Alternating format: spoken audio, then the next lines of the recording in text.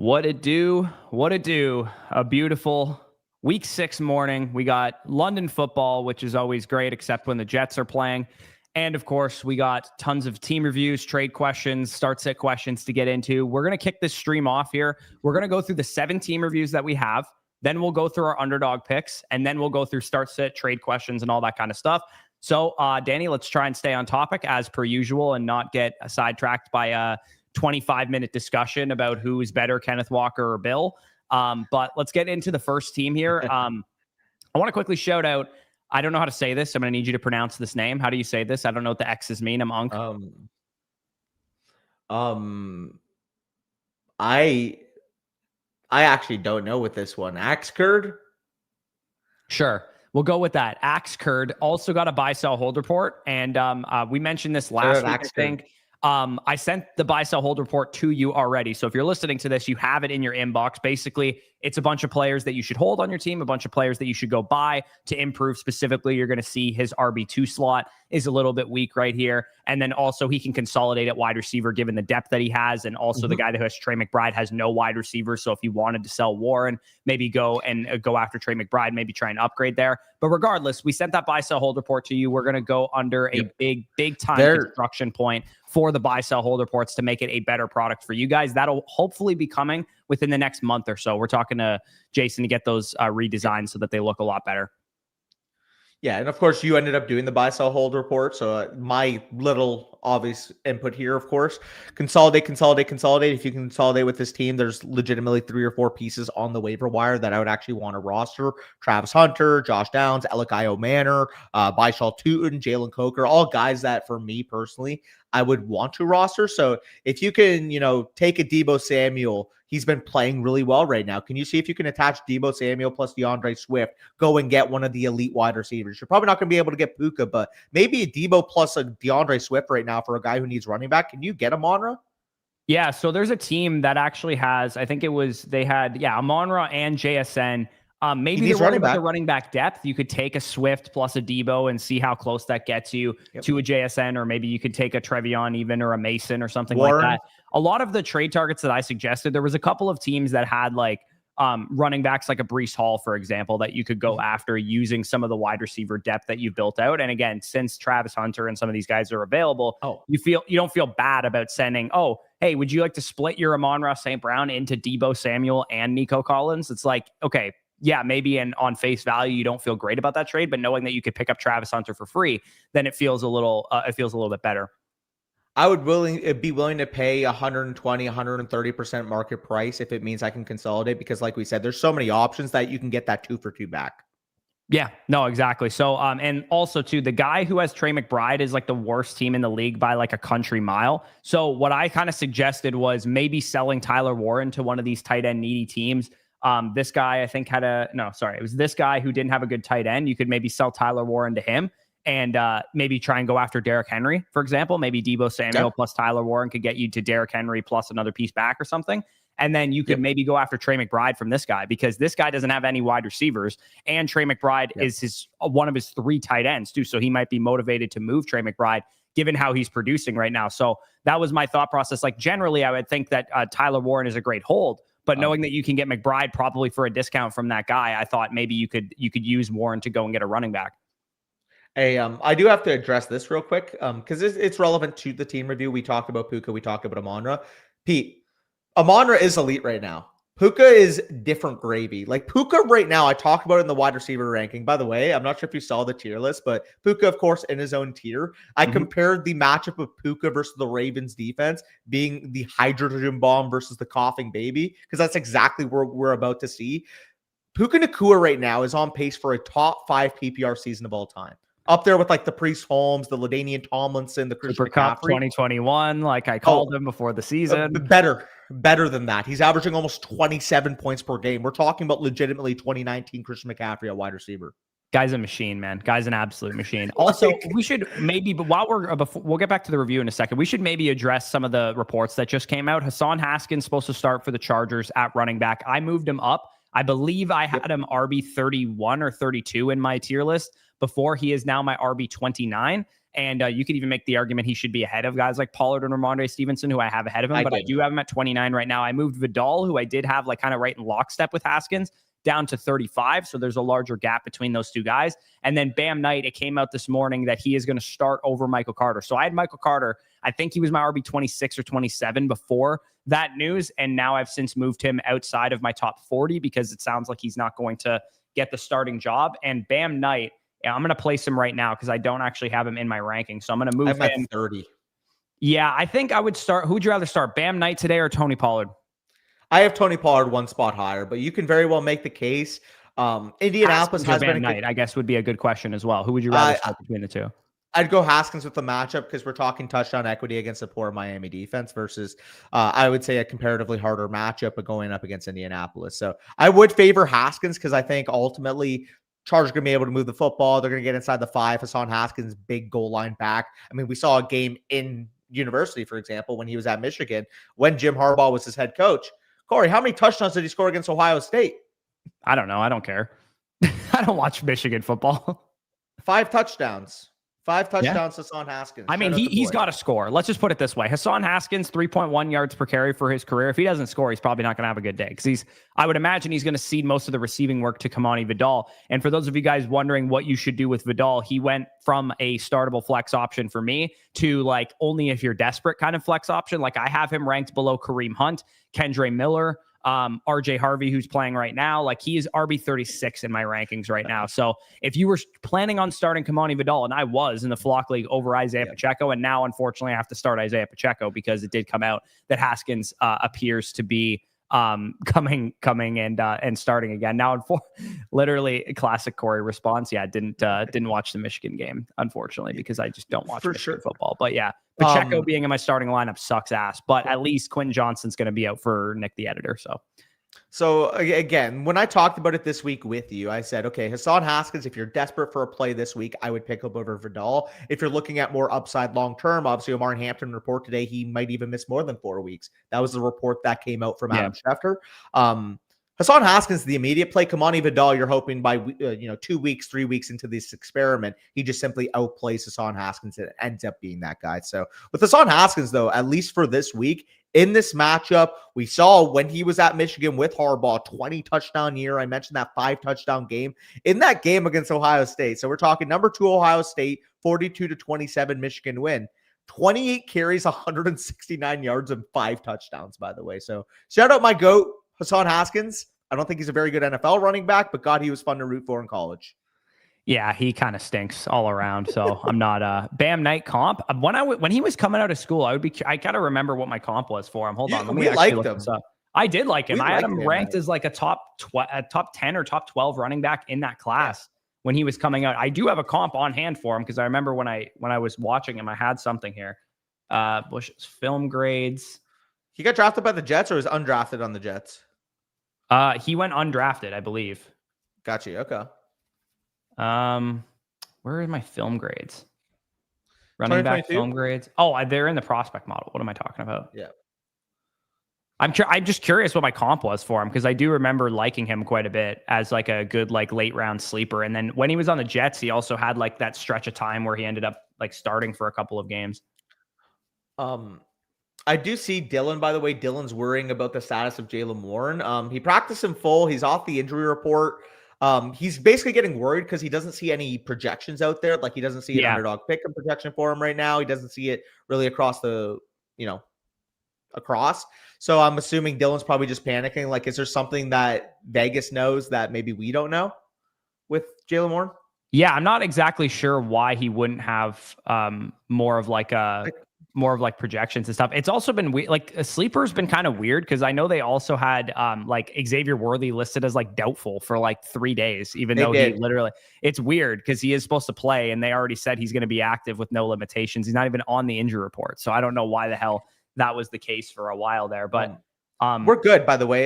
So Jaylen Warren, he has a projection on underdog right now, 68.5 rushing plus receiving yards, 11.55 half PPR points.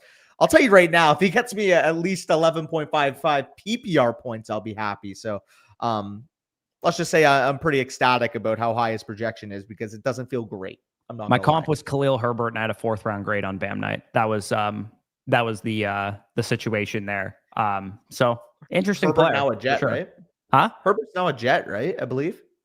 Isn't he on the Colts? I think he signed to the Jets because he was on the Colts practice squad. He signed to the Jets when Braylon Allen got hurt. Oh, okay. Yeah, I guess maybe he's on the Jets now. Yeah. But anything on this team? Again, I put a lot of detailed trade stuff in the buy sell hold report. So is there anything that sticks out to you that's not like kind of trade related?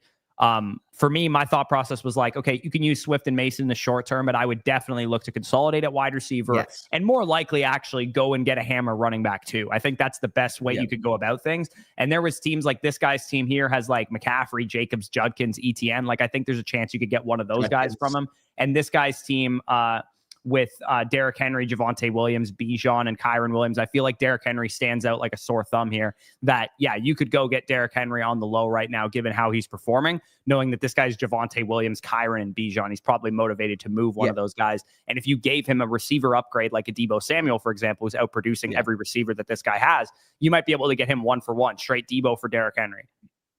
Yeah, or I mean, God forbid this guy shouldn't make this move, but see if you can consolidate even up to Bijan. It's going to cost you a pretty fortune, but I mean, given how much strength there is on the waiver wire, like I would be willing to overpay, like I said. So, yeah, give him Nico and Debo for Bijan if he's willing to do it. If he goes, I have the running back depth, like I don't really need Bijan as much. Give him Nico and fucking Deebo Samuel. I'd be down to do it. Throw Swift on top of that if you want. Realistically, it doesn't matter.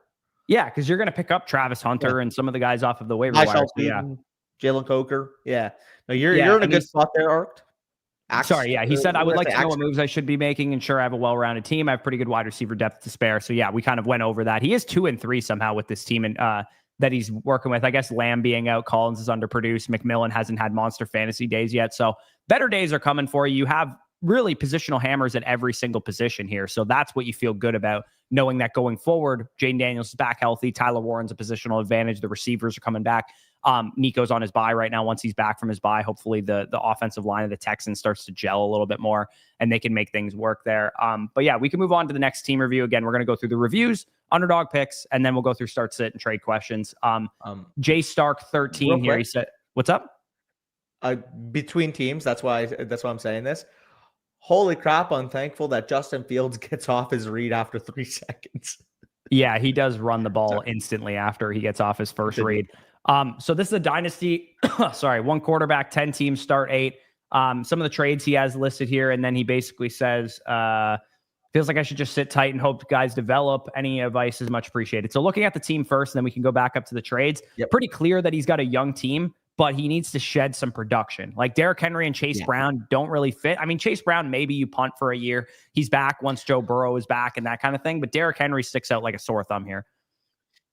That's real quick. Of course, Derrick Henry sticks out. I mean, if anything were to happen to Walker, again, God forbid for me, it doesn't, but Zach Charbonnet would be a nice little sell high for you there. Chase Brown, I wouldn't sell right now because he's kind of on just such a low to the point where I think if he has one good week, like maybe Flacco looks decent this week, Chase Brown catches a few passes out of the backfield, maybe he scores like 16 PPR points. They'd have to like beat Green Bay for Chase Brown to really bounce back in value, in my opinion, because like Chase Brown's been so bad this year that if Flacco looks great and they like are really competitive against Green Bay, then like you said, people may be optimistic that the offense is going to be much better going forward. But I tend to think with a team like this, where it's more of like a 1-year punt type of team anyways, Chase Brown's going to be so much better next year in terms of what his value is going to be, assuming they don't add significant pieces to the backfield.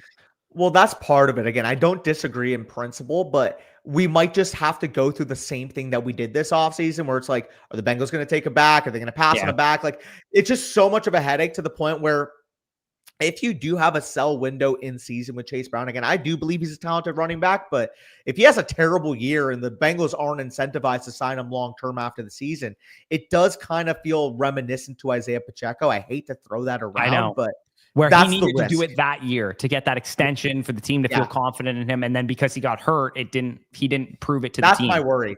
Yeah. But I mean, at least with Chase Brown, he's staying healthy and he looks durable and he was really good at the end of last year. But you needed that Pro Bowl caliber year for the team to feel confident in him.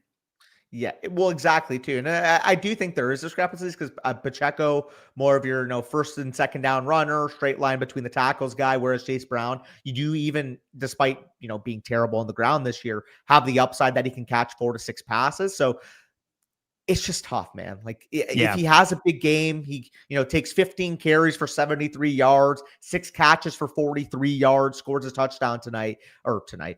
Then wait, today or tomorrow? Today. 425, Yeah. right? Yeah. 425 kickoff.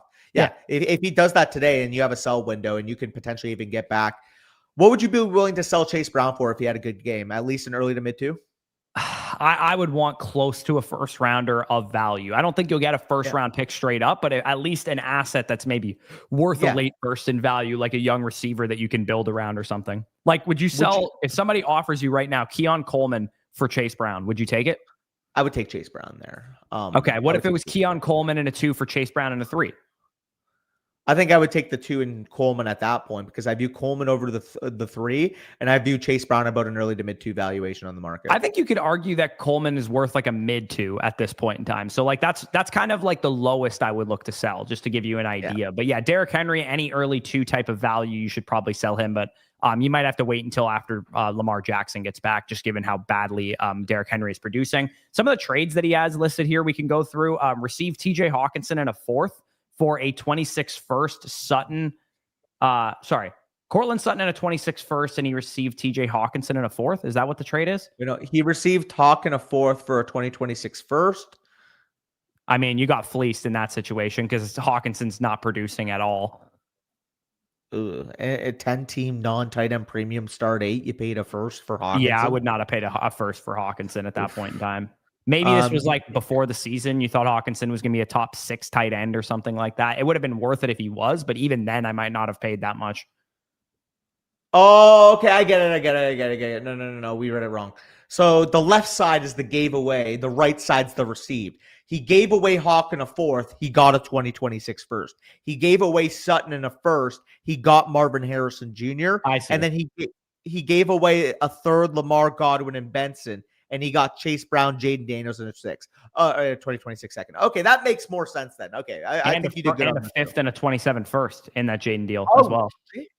Okay, I love the moves that you did. Apologies, it took us a second to kind of understand the way you typed it out, but yeah, I mean, I think you put your team in a better position. I think you got younger, and there's only really a couple glaring players that you have to retool. Because on top of that, I mean, the next couple of years, you are going to be able to replenish your depth mightily. We're talking about Trevion Henderson plus 2 to 3 running backs in the next 2 classes is going to be your running back core within 2 years.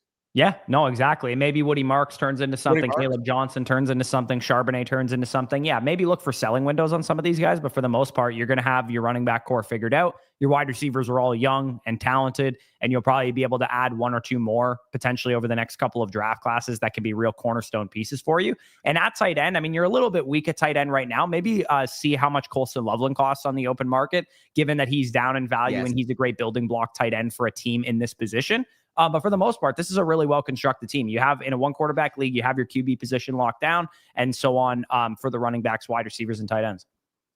I will say this. I understand it's low-hanging fruit, but I don't think anybody's really hyping up just how good this guy's been because the team, invested a day 2 pick in the position.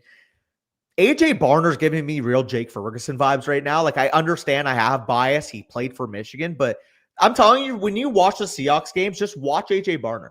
Like, he's actually been good. Yeah, I mean, he's the type of guy that if you have him, you feel okay about him, but I probably you're not actively buying. I would love an AJ Barner right now in our Tone Setter Truthers League because I've been starting Tyler Higbee the last 2 weeks since George Kittle has been out on IR, and nobody will sell me anything. All of you guys, I go, yeah, could someone sell me like a shit tight end for a 4th? And then people are like, hey, give me a 2nd for Zach Ertz. I'm like, you can go fuck yourself, honestly. That's not at all. Actually, no, you're putting words in my mouth. Not you necessarily, but just people like that's kind of the deals I'm getting offered. No, you're targeting me because I have Zach Ertz. I said you could give me a 3rd for Zach Ertz, or you could pay me a 2 for Dallas Goedert as a contending team. You wanted to offer a 3 for Dallas Goedert. I'm not accepting a 3 for Dallas Goedert and a tight end premium. Yeah, okay. Well, I'm just going to wait until Kittle gets back, and I'll just keep starting Tyler Higbee's dumbass for the next couple of weeks.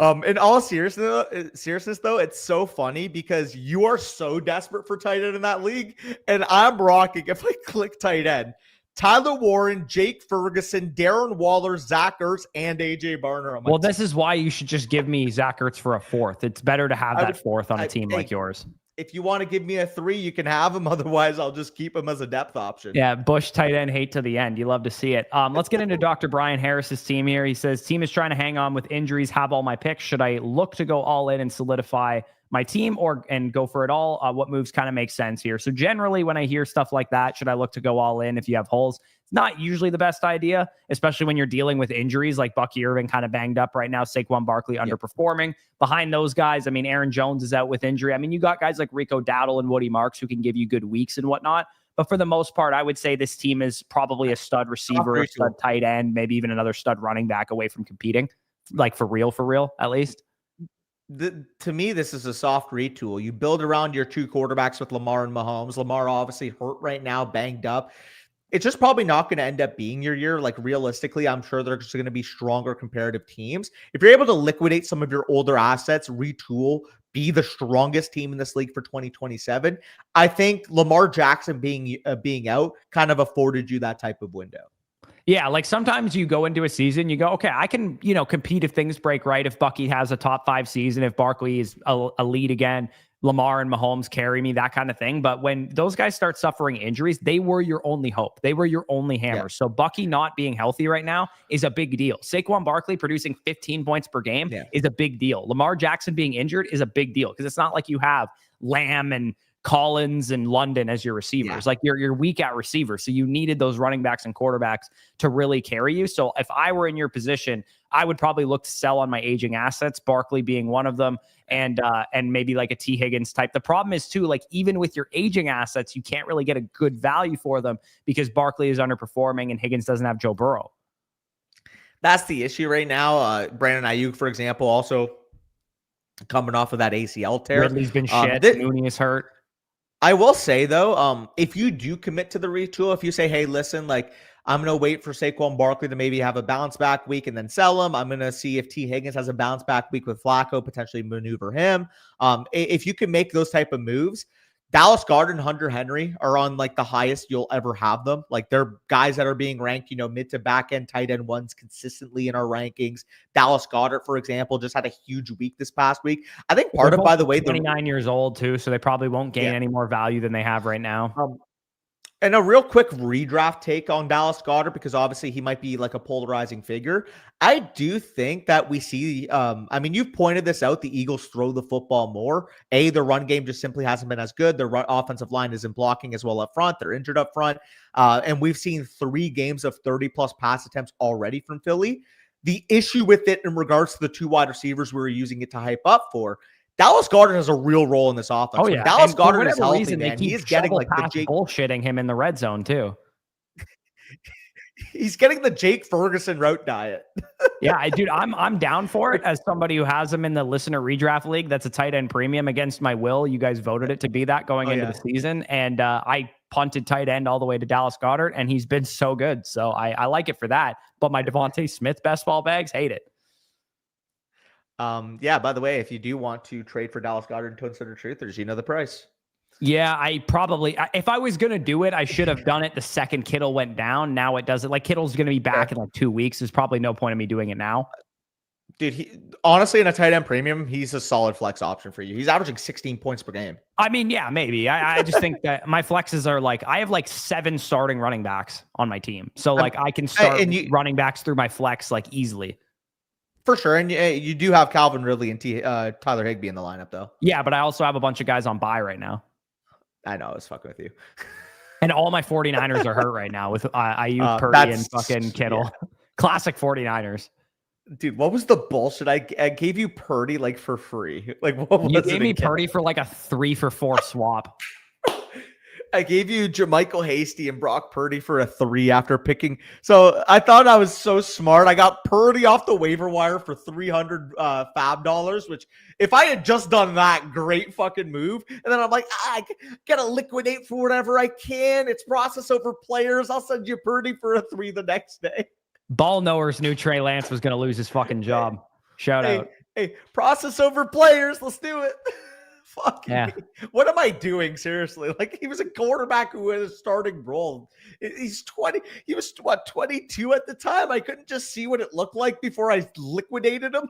The one thing that pisses me off still is that I put $8 down after the rookie draft on Lou Nichols, and I lost on Puka Nakua for $9. Well, And I mean, I only set it $8 for Puka Nakua as well. And I was like, I think this Lou Nichols guy has got an interesting athletic profile. Fucking missed out on $9 fab in a dynasty league with 25 bench spots for Puka fucking Nakua.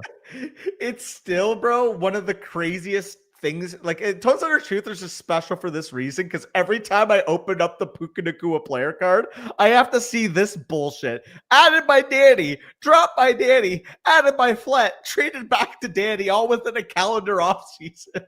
This was after what, week 2 I made the deal, but like, I could have just had him for free.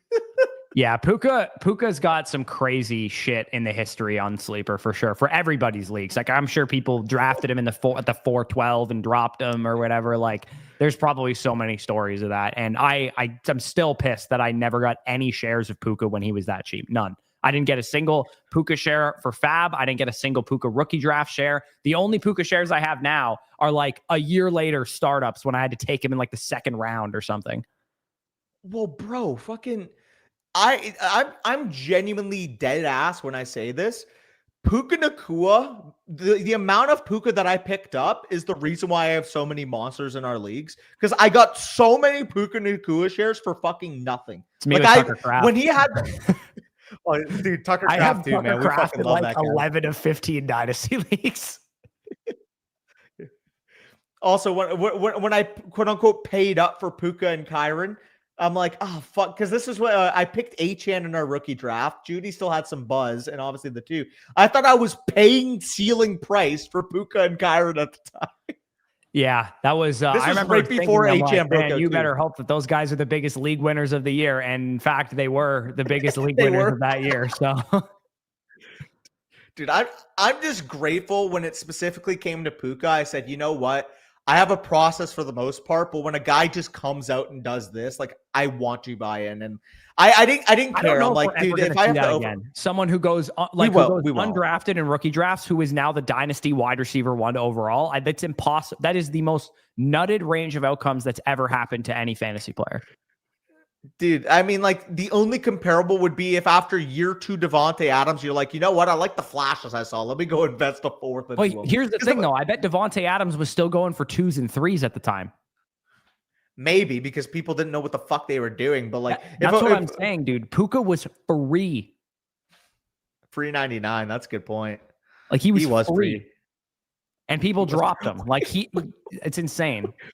Sorry, I gotta say this. The Broncos defense have a near 63% pressure rate against the Jets right now. 4 sacks and 10 pressures. It's crazy, man. The Jets are just such a fucking train wreck. It's insane. Okay. Anything else on Brian's team other than, we probably got to shed production here, look ahead to the future. And the tough thing again is that, like, these guys aren't producing the production guys that you have right now. So not a great situation overall, but you're going to have to be patient with this one. You're 2 and 3, wait for a big Barkley game, look to sell high. Wait, maybe you could even potentially convince me that you could tear down from Mahomes into a young quarterback plus capital. Like, if somebody was going to give you, like, let's see a 4-1 team here. That guy has quarterbacks already. Maybe this guy, like, could you tear down from Mahomes into Jackson Dart plus multiple 1s or something like that? Like, just to get younger and to get some picks on the roster. You could definitely do something along that regard. Maybe this guy is CJ Stroud, for example. Maybe he would give you CJ Stroud in a 1 for Patrick Mahomes, something like that, just to get younger at the position, go into the future, collect some more first-round assets. I honestly am not all that hard-pressed of just completely liquidating Mahomes. I do think if you can get an offer you can't refuse, you have to take it. But I'm not just like going out there to say, hey, would you give CJ Stroud in a 1 for Mahomes personally? Because I do have some concerns with CJ Stroud. Like, even like going into next year, how are they going to fix the offensive line to the point where it's like, if I'm moving off of Patrick Mahomes, I would rather attach Patrick Mahomes plus a Saquon Barkley and get Drake May in a little piece back. Like, that's how I would maneuver a guy like Mahomes. Yeah, like, or say, you go get Malik Neighbors and 2 1s for Mahomes and Barkley or something like that. That's how I would play a guy like Mahomes. I wouldn't just down tier to get younger. I would actually use the production he's giving you and see if you can get like a true franchise, like Caleb Williams or Drake May if you're going to go quarterback. You mentioned Malik Neighbors, perfect trade partner there at wide receiver. If you can get a Malik Neighbors, somebody like that. Yeah, 100%. So overall, though, you structure the team well. I just don't think it's going to be the year this year, but who's to say you can't position yourself for it to be in a year from now, 2 years from now. So I think we can move on to Old Bo's team unless you have any other input. No, we can move on to Olbo here. He said 4-1, worried about Bucky, just traded DK and Chase Brown for Breece and Hunter Henry. I think that was probably a pretty solid move. I would prefer Breece Hall to DK Metcalf straight up, and Chase Brown is kind of the method that you use to go after him. And then he said, any moves to make? Bears end of season schedule is rough. Do I look to get rid? Again, I'm not really focused on that kind of stuff because I generally think there's a lot of injuries. Much time to trade. Yeah, a lot of injuries happen. Like I'm assuming you're referring to in regards to Odunze and Caleb Williams, and I just don't frankly care that much at this point in time because Caleb runs the ball and Odunze is producing like a wide receiver one. Yeah, realistically, for those two guys in particular, you don't have to worry because they're just too good. A and B. You have 6 weeks to be able to make that move if you really want to position off going into the playoff weeks. Yeah. Rome Odunze and Caleb Williams for the short term are set up to crush, especially in this game. They're going up against Washington, tied for the second highest game total of the week, 49.5 over under. We could expect high-end production for both these guys again. Like Caleb Williams, a top 6 quarterback. Rome Odunze is a top 6 receiver for me. So, there's just so much time to make this move if you're realistically worried. Like you might even be able to get more for both those guys once they show the production on the field, obviously both coming off the bye. Sorry. Yeah, no, exactly. And like when you look at his team, the way it's structured, being 4-1 with the receiver core that you have, like think about, you have 2 rookies who are probably going to be better in the second half, as crazy as that sounds for Emeka Puka, but McMillan especially will probably be a lot better the second half of the season. Yep. You also stomached the CeeDee Lamb injury for a couple of weeks and remained 4-1. Which is really important because now you're going to have a guy who's an every week starter, an elite top 3 wide receiver in fantasy. And then, like you said, you made the trade using the guys that you had, Chase Brown and Metcalf, to go get Hunter Henry, who now is going to be a starting tight end for you while Colson Loveland develops. And to get by in the short term without Bucky Irving, you have Jordan Mason, Hassan Haskins, Bam Knight, those kind of guys that you can use in a pinch and in a short term. But this is a well-constructed team. I mean, it's a 12-team start 7. So in your starting lineup, when Bucky's healthy, you're going to have Breece, Bucky, CeeDee Lamb, Rome Odunze, and Emeka Egbuka. So if you wanted to, you could maybe use McMillan if he has a big week against the Cowboys or something and try and upgrade. Let's say you could take Tedero McMillan plus Breece Hall and go get an absolute hammer at running back. Given that this is a start 7 league, you could maybe, say, hey, I want to upgrade my starting lineup as much as possible. I want to upgrade from Breece Hall to a guy that is going to be an every week elite RB1 hammer using some of the receiver depth that I've built out. But again, because you have CeeDee Lamb still injured at the moment, you probably want to hold that receiver depth. I'm kind of just spitballing at this point because this team's in pretty good shape, aside from the fact that in a start 7, you'd maybe ideally want to be better at quarterback and tight end. Yeah, I'd agree. But I mean, better at quarterback and tight end. I also have Caleb Williams higher than you. I view him more so as a mid-range quarterback one rest of the season. I'm sure that's more so just once you get to 4 or 5 on, you probably just have a big cluster of guys closely ranked, I'm assuming. Yeah, I don't see any difference between Caleb Williams and guys that I've ranked back in QB1 range. Yeah, like Dak, Mayfield, Knicks, like guys like that. Yeah, those guys. They're all very similar. I don't view having Caleb Williams as an advantage over your league mates, is the way I would put it. I think that everybody, in a 12-man league, everybody should have a quarterback that's about as decent as Caleb Williams, give or take. Realistically, the only quarterback advantage right now is Josh Allen. Although, I mean, Patrick Mahomes has been doing his best. Well, I mean, and then Jaden Daniels, of course, when he's healthy. I would view those first 4 or 5 guys definitely as an advantage over the rest of the quarterback position. Yeah. And then the next year, like the Caleb, the May, the Dak, the Mayfield kind of guys like that. Yeah, I know what you mean there. That makes sense. Yeah, like in a 12 but overall, aside from Allen right now and Lamar when he's healthy, there isn't a significant quarterback advantage. And I think that it's hard to trade quarterbacks probably for a lot of people right now because everybody has a Jordan Love or a Bo Nix or somebody that they can at least feel decent about. For sure.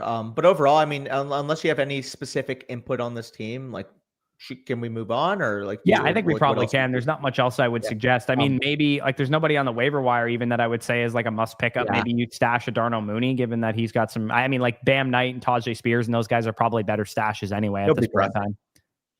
For sure. So by the way, you mentioned you're gonna do your pick'em first. While you do your pick'em, I'm quickly gonna record a bit because Well, we still have more team reviews here, so oh, I was we going have to go more through team the. reviews. Yeah, we have more team reviews to Okay. do. Okay. Well, If you want to go record a bit, go nuts. I can no, handle this. It'll take me literally 5 seconds. I'm just gonna record Pat Surtain locking down Garrett Wilson and doing the seatbelt and be like, "Yes, sir, we locked in," or whatever. Some Yeah, go bullshit. ahead. I'll just mute and then I'll just mute my mic and I'll be good. All right. Um, So same person that submitted the buy sell hold report team review, but it does look like it's a different team. He said, "Easy pickings. I am 3-2 and will be 3-3 after this week. What can I do to fix this team?" So when I look at the team, you got easy pickings here. 3-3 is what you're going to be after this week. It's really unfortunate for you that Amari and Hampton is probably going to be out for the next 4, 5, 6 maybe games. We got the report today that he will miss more than 4 weeks based on all reports. This team is really underperforming. So the fact that you have a 3-3 record is actually not bad because Walker's underperforming. Hampton is injured. Mason obviously got you by for a bit. Carter and Haskins can get you by for a little bit as well. Jameson Williams underperforming. Brian Thomas underperforming. Nico Collins underperforming. Brandon Ayuk isn't healthy. Like, this is a situation where kind of a lot of shit went wrong for you. What can you do to fix this team? I mean, for starters, I would probably drop Michael Carter for Woody Marks, given that Michael Carter is not expected to be the starter anymore. Or you could even just drop Mark Andrews for Woody Marks if you wanted to hold on to Michael Carter for one more week. Because I think Woody Marks could definitely be a usable RB for you after he comes out of the bye. So definitely go pick up Woody Marks. That's something that you can do that's really easy to improve your roster. I also don't mind the idea of, if we get a big Pickens game here, knowing that Lamb is slated to come back soon, you could probably use Pickens plus, let's say, Jordan Mason or one of your other running backs to try and upgrade into a better running back or wide receiver, probably running back, given that you have Amari and Hampton, who's going to be on the mend for a while here. So if you could use Pickens coming off of a high, the fact that Lamb is returning soon, you could maybe use him plus Mason or Carter or Haskins or one of those guys and upgrade at running back.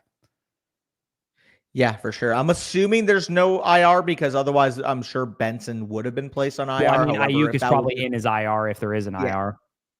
I would rather put IR Benson than I would Ayuk at this point, personally, especially with the context of the team. I mean, even be back on the field before Benson is, so that's probably where I'm at with it. But yeah, I mean, if you wanted to stash Benson instead, that's fine with me. Regardless, so I'm sure you mentioned Woody Marks. I would pick him up as well. Byshell Tootin, I think, is a really good stash given the context of your core. You kind of need some upside. Overall, man, if you can make some of the consolidation and make up for the Omar and Hampton, Omar and Hampton, he would be on IR as well. Yeah, first of all, I would drop one of your quarterbacks, one of Mark Andrews and Michael Carter right now. After this week, maybe give it a week to see on Carter what happens. But if you drop those 3 players, you pick up Woody Marks, Byshell Tootin, or Tyrone Tracy and Trey Benson, then you're in pretty good shape for like long-term upside. But because those guys are available to you, I do think it would behoove you to take, one of your receivers, one of your running backs, and try and consolidate into a better option. Like BTJ has a big week this week. Maybe people are back into, okay, he's back to being an elite asset or a first round, second round asset. You could take BTJ plus Jordan Mason, who's going to have Aaron Jones come back soon. And you can go after Rome Odunze or something if he has a down week. Yeah, no, I think that makes a ton of sense. Also, shout out Axcurd, because this is a separate team review. He actually obviously did the one with the buy sell hold report. So yeah, I'm assuming this is probably a redraft team. The other one we were talking about from a dynasty lens. Overall, I mean, what did he type in terms of 3-2? 3-2. He just said, I'm going to be 3-3 after this week because, I mean, based on his team and whatnot, he said, what can I do to fix this team? Yeah, I would say the only things that I would look to do is make sure to structure your roster properly, drop that second quarterback, that second tight end, pick up some of those guys to build in that upside. And then all it would really take for me is like one really solid consolidation move. Like this guy, for example, has JSN and not a lot of depth. Can you go after JSN using Brian Thomas Jr. and Jordan Mason if BTJ has a big game or something like that, or George Pickens and Jordan Mason if George Pickens has yet another big game against the Panthers? So that's what I would be looking to do. Try and get a green asset if you can. Like they see this green on JSN's name, whether it's at running back or wide receiver, you have one green asset on your entire team in Nico Collins, and even him, you could argue, hasn't produced like a green asset. So you could make one move really to go after a green running back or a green wide receiver, or even a green tight end. If you can get a really nice discount on McBride, would even be a nice addition to your team as well. This really reminds me of my team in Box Munchers, the injuries specifically. Also, I just said box muncher so casually. Apologies, but I have Omarion Hampton on it. Trey Benson. I'm assuming maybe you even had Trey Benson. You picked up Carter after he got hurt. Yeah, maybe. Jalen Coker, obviously you don't have, but like similar, like it's just a ton of injuries. But specifically Omarion Hampton, like us Omarion Hampton managers are in for a rough time without him. I'm really glad that I got bailed out of a lot of best ball teams where I didn't get a lot of Omarion Hampton, even though I wanted more of him because people were just willing to take him before I was willing to take him. Because I thought I should have had way more. Like when I saw he was going to be out for more time, I was like, oh shit, how much Omarion Hampton did I end up with in best ball? It was like 5%. I was like, oh God, thank you. Thank the Lord. I only had 5% Omarion Hampton because I thought I was going to have a lot more than that. It must be fun. How much do you have? More than 5%. Let me take a look.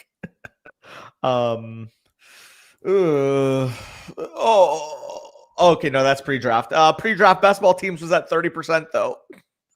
Oof, yeah, that's not great. Pre-draft best ball, it was at 30%. That was just like when we knew the prospect. So like CLV wise, I got such a good value, and then now this guy's fucking hurt. On top of that, dude, 20.5% in the portfolio. I need this guy to be the piece you need in the play. Yeah, that is a lot, man. That is, I mean, I'll trade you. He needs to you be want this year, Taylor. 18% in the most entry fees of any player, Isaiah Pacheco. That's where I'm at in my portfolio. We could trade if you'd like. Fuck, man. I mean, I would rather just Pacheco was cheap. At least I didn't pay like a 3rd round pick for him.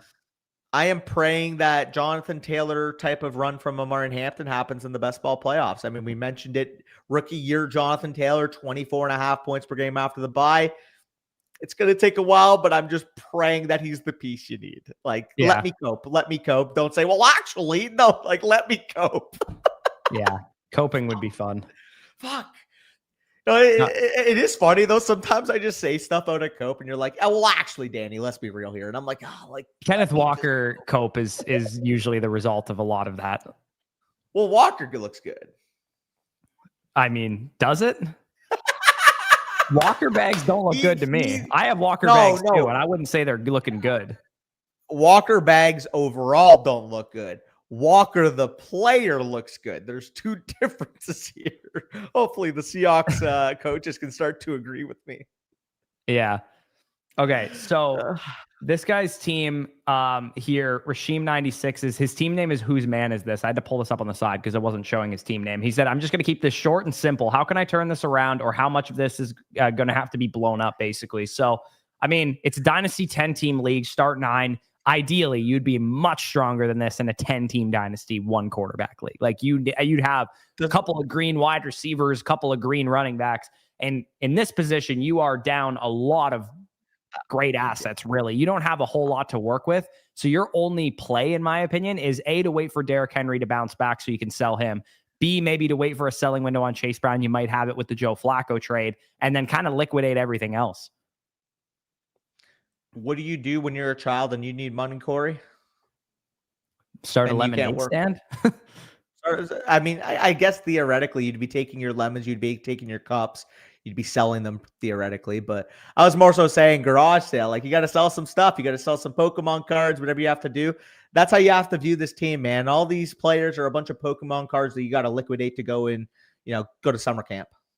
Yeah, and Josh Allen's got to be sold. Unfortunately, in a 1-quarterback league, you're not going to get as much value for him as a super flex league, but he's got to be sold because in a 1-quarterback league, Drake May's young. You can build around him. Josh Allen is a little bit older, and he's probably going to fetch Josh Allen's like a 2-3 turn pick, 3rd-round startup pick in a 1-quarterback 10-team league. So he's going to fetch you some nice assets, I would say. And going young at wide receiver, just going purely for picks, honestly. Yeah. Somebody offers you a 26-1 and 27-1 for Josh Allen, and maybe you throw him, Alvin Kamara just for shits and gigs, go ahead and do that. Yeah. I'm going to say it straight up. I mean, realistically, when we're in this type of position, we mentioned on the redraft team, like that we just covered, you want to go get green label players. Your whole goal, there should only be red label players after this, except for at quarterback. Because obviously Drake May, you're going to keep him. He's a young quarterback, 1-quarterback league. It's not like you're going to get like 3 first-round picks on the market for Drake May, but I'm saying everything else on the roster honestly has to get liquidated.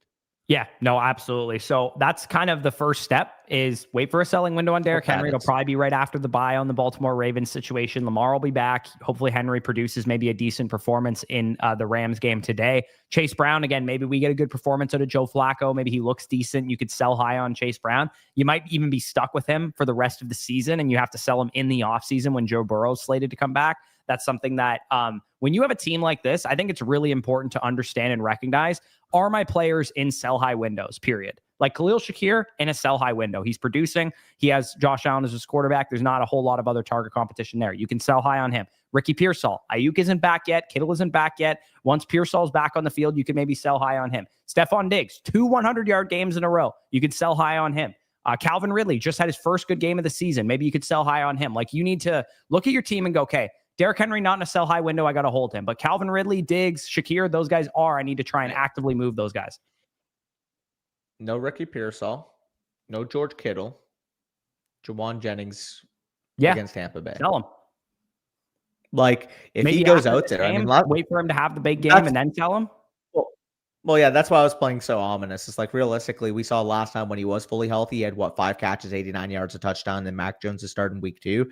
Jawan Jennings, he's probably not fully healthy coming into the game, but we know he's tough. We know he's willing to go over the middle of the field. Like, Jawan Jennings, if he plays, which again, he's still questionable, or has he been ruled in? He's in. He's going to play.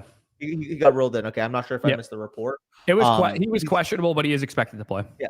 Okay. I mean, he hasn't been ruled in officially because the inactives don't come out till like 3 o'clock, but he is probably going to be in. Yeah, which is great. I had him in the top 24 of my wide receiver rankings video. I think realistically, given the volume available to him, he can have a big week. If he does go out there and he scores 22 fantasy points or 21 fantasy points because he has, a clear connection with Mac Jones, like we saw in the last time they were together, you're going to be able to sell on him. Like Jawan Jennings, if he has a big game, I think you should be able to get a 2-4. Yeah, no, exactly. So basically that's all you're going to do for all of your players. Jordan Mason, Aaron Jones is still out. Sell high on him. Alvin Kamara, once he has a big game, you could probably sell high on him. Derrick Henry, once Lamar Jackson is back, you could probably sell high on him. But yeah, to answer your question, to keep it short and simple, how much of this am I going to have to blow up? The answer is pretty much all of it except for Drake May. And maybe Harold Fannin, because he's a young tight end too. You could probably hold him. Yeah, exactly. The rest of it, I'm probably selling everything. Kelsey, Hawkinson, even Pearsall, even though he's young, I think I would probably sell on him just given that he's an older second-year receiver and he is producing and there's going to be more target competition this time next year than there is right now. Shakir, I'm selling on him. Like Io Manor, maybe you hold on to him because he's really young and you could build around him potentially. But pretty much everything on this roster outside of Drake May, Byshell Tootin, Harold Fannin, and Alec Io Manor, given their market values, are probably guys that you'd want to sell on, except for the players I just named. Yeah, sorry. As you said that, I saw a report. I'm not going to cut you off. I will say it after we're done the review. Sorry. Once you turned it over to me, I saw a report that Anthony Richardson's quarterback 3. Anthony Richardson.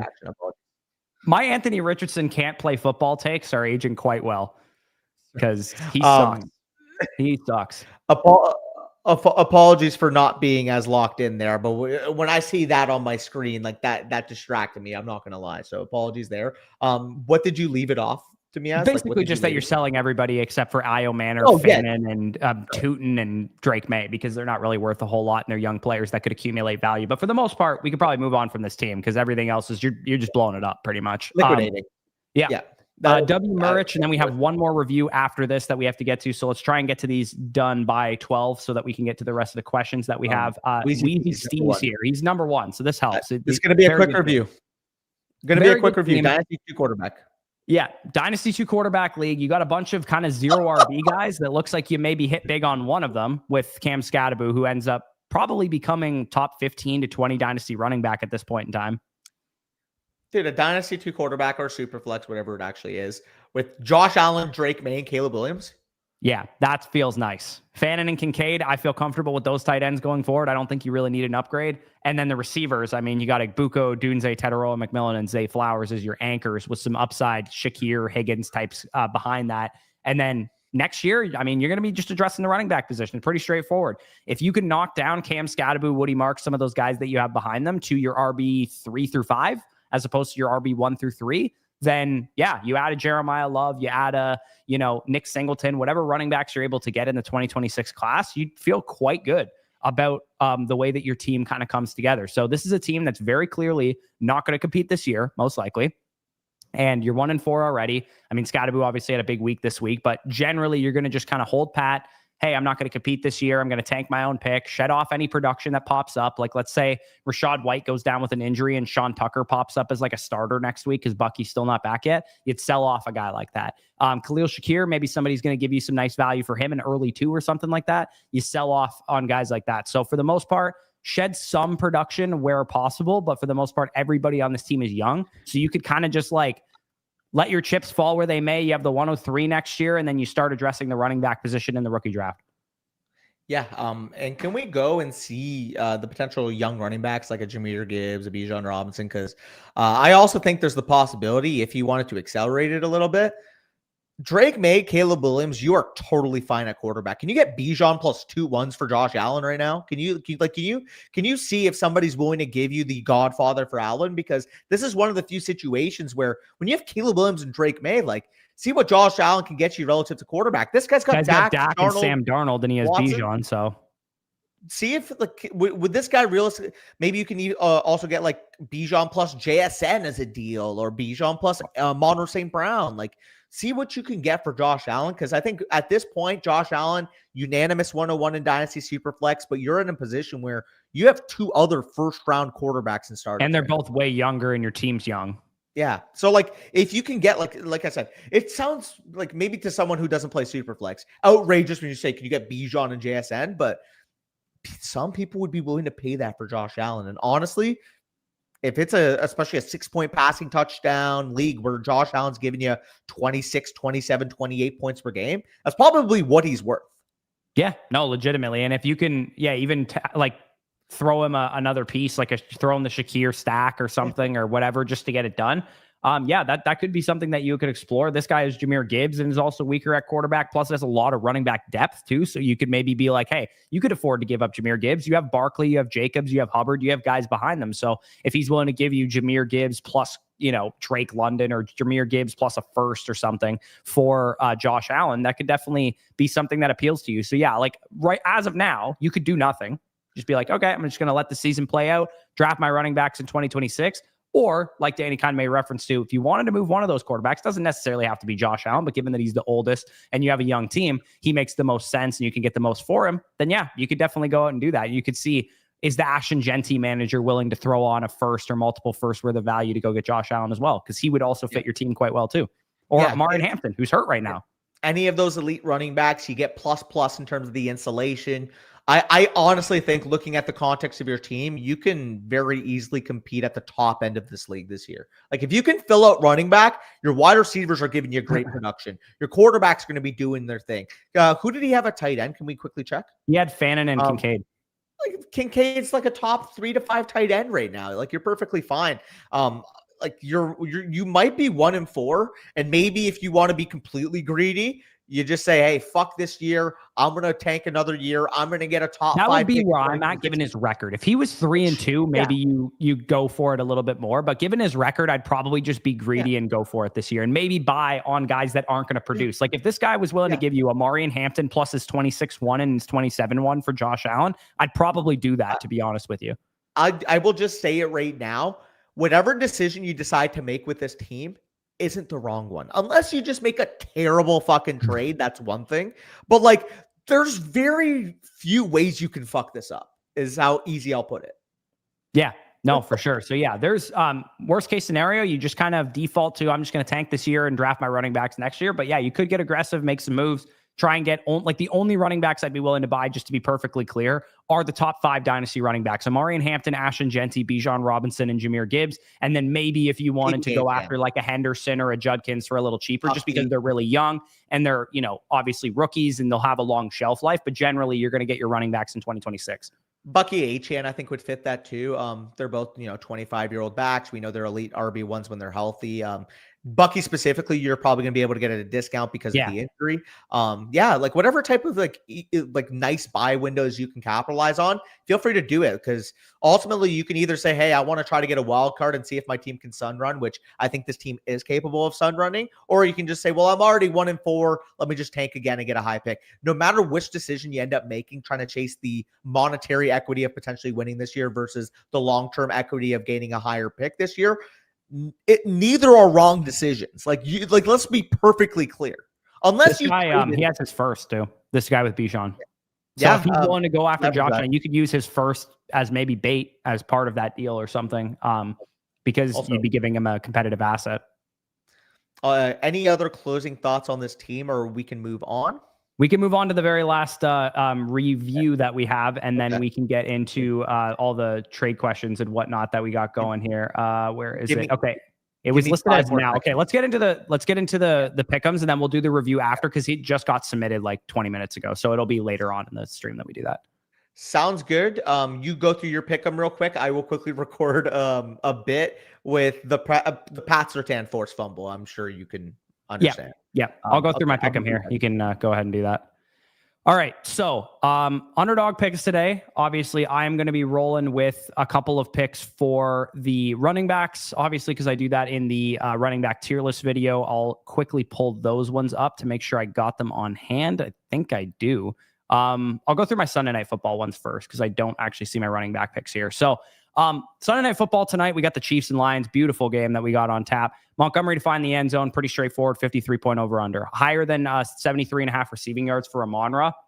I picked on Shamari Connor last week with the Travis Hunter slot receiver matchup. So I'm going to go back to the well here. St. Brown, the best slot receiver in the league, or one of the best slot receivers in the league.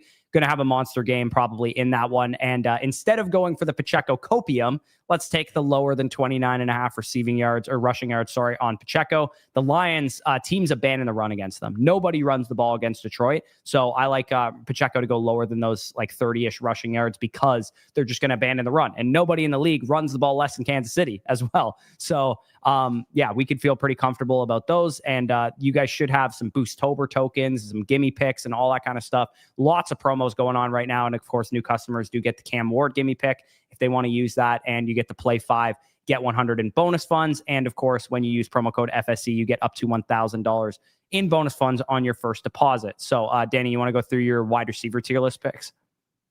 Yeah, I'll go through the wide receiver tier list picks, and then I will also show you guys a set of picks at running back that you didn't see, of course, in that wide receiver video. But wide receiver picks, Teteroy McMillan higher than 0.5 rushing plus receiving touchdowns. Pretty simple. I've seen my team enough to know that we cannot cover the pass. We are the worst defense in defensive EPA per play against the pass. We are number 1 in fantasy points allowed to wide receivers. Teteroy McMillan, he's been getting the volume of an elite alpha number 1 wide receiver, but he just simply hasn't scored. And I just think this is the type of game environment where he does get over the line, does score his first NFL touchdown. So we will be taking the higher at 0.5. Ladd McConkey, I mean, I got lucky, full transparency.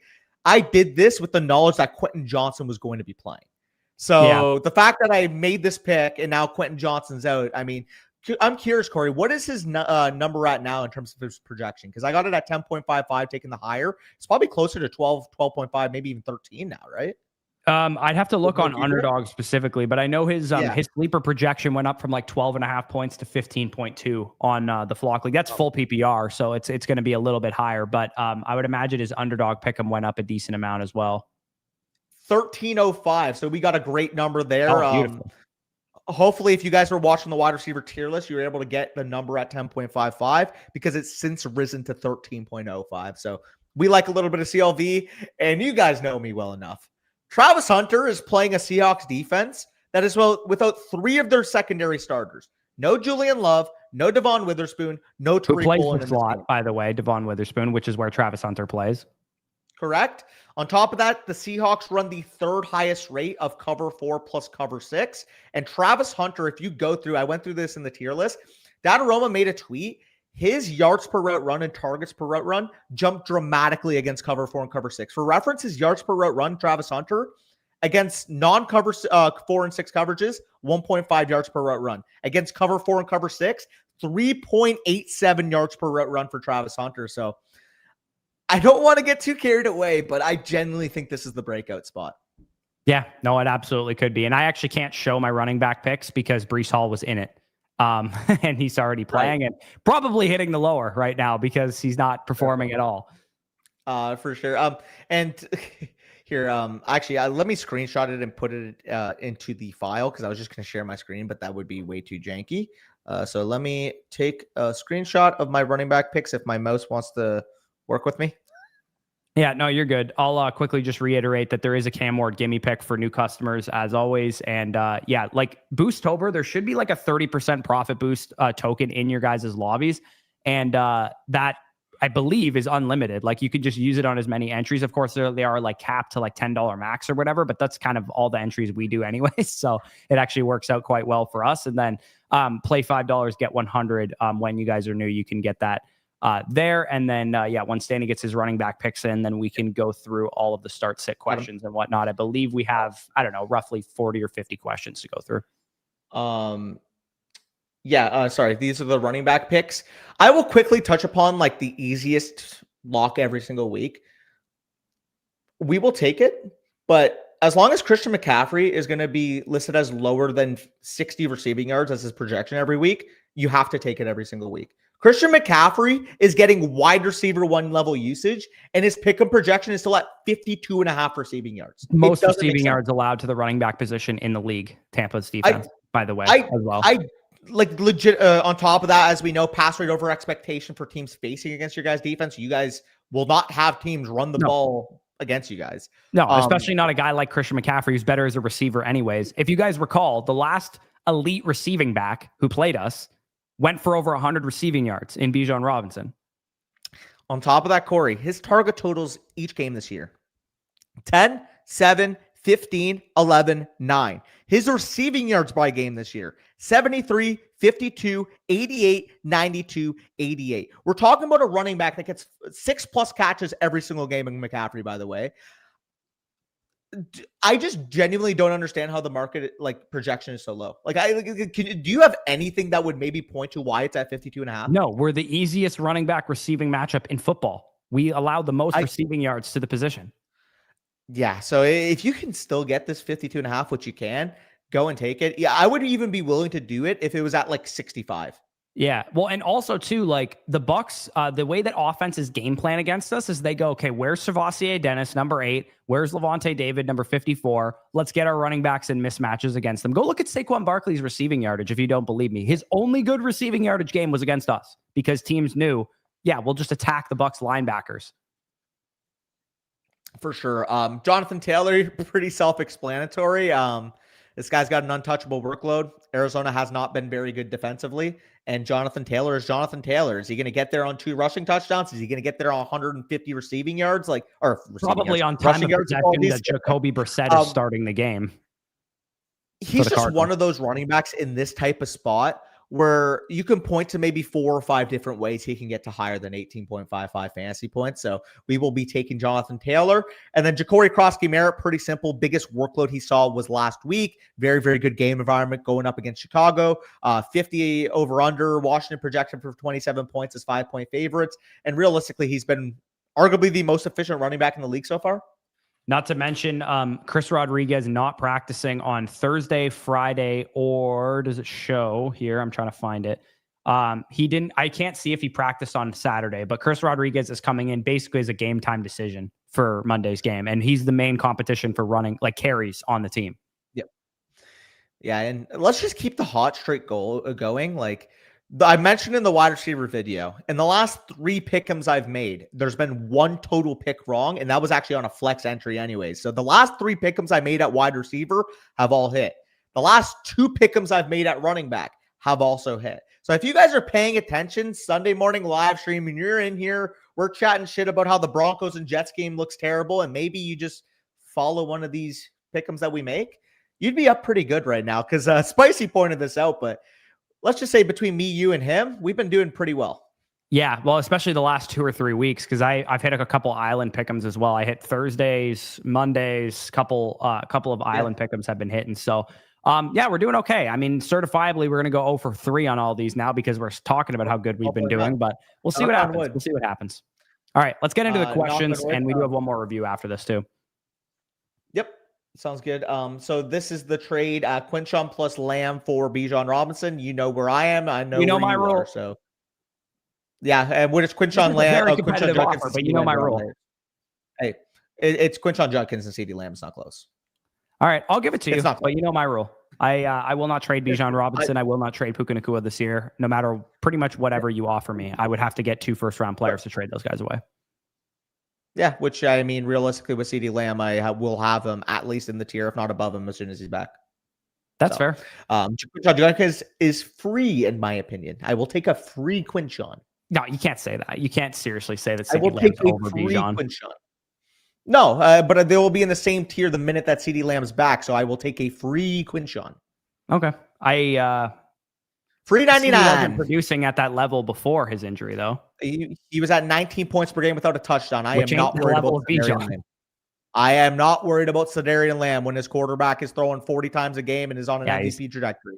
Dak's been an awesome player. And he also, a shout out to Dak. He's my quarterback this week, and I'm Team Dak for the next couple of weeks until Lamar is back. So we're on the same page here. This is the best.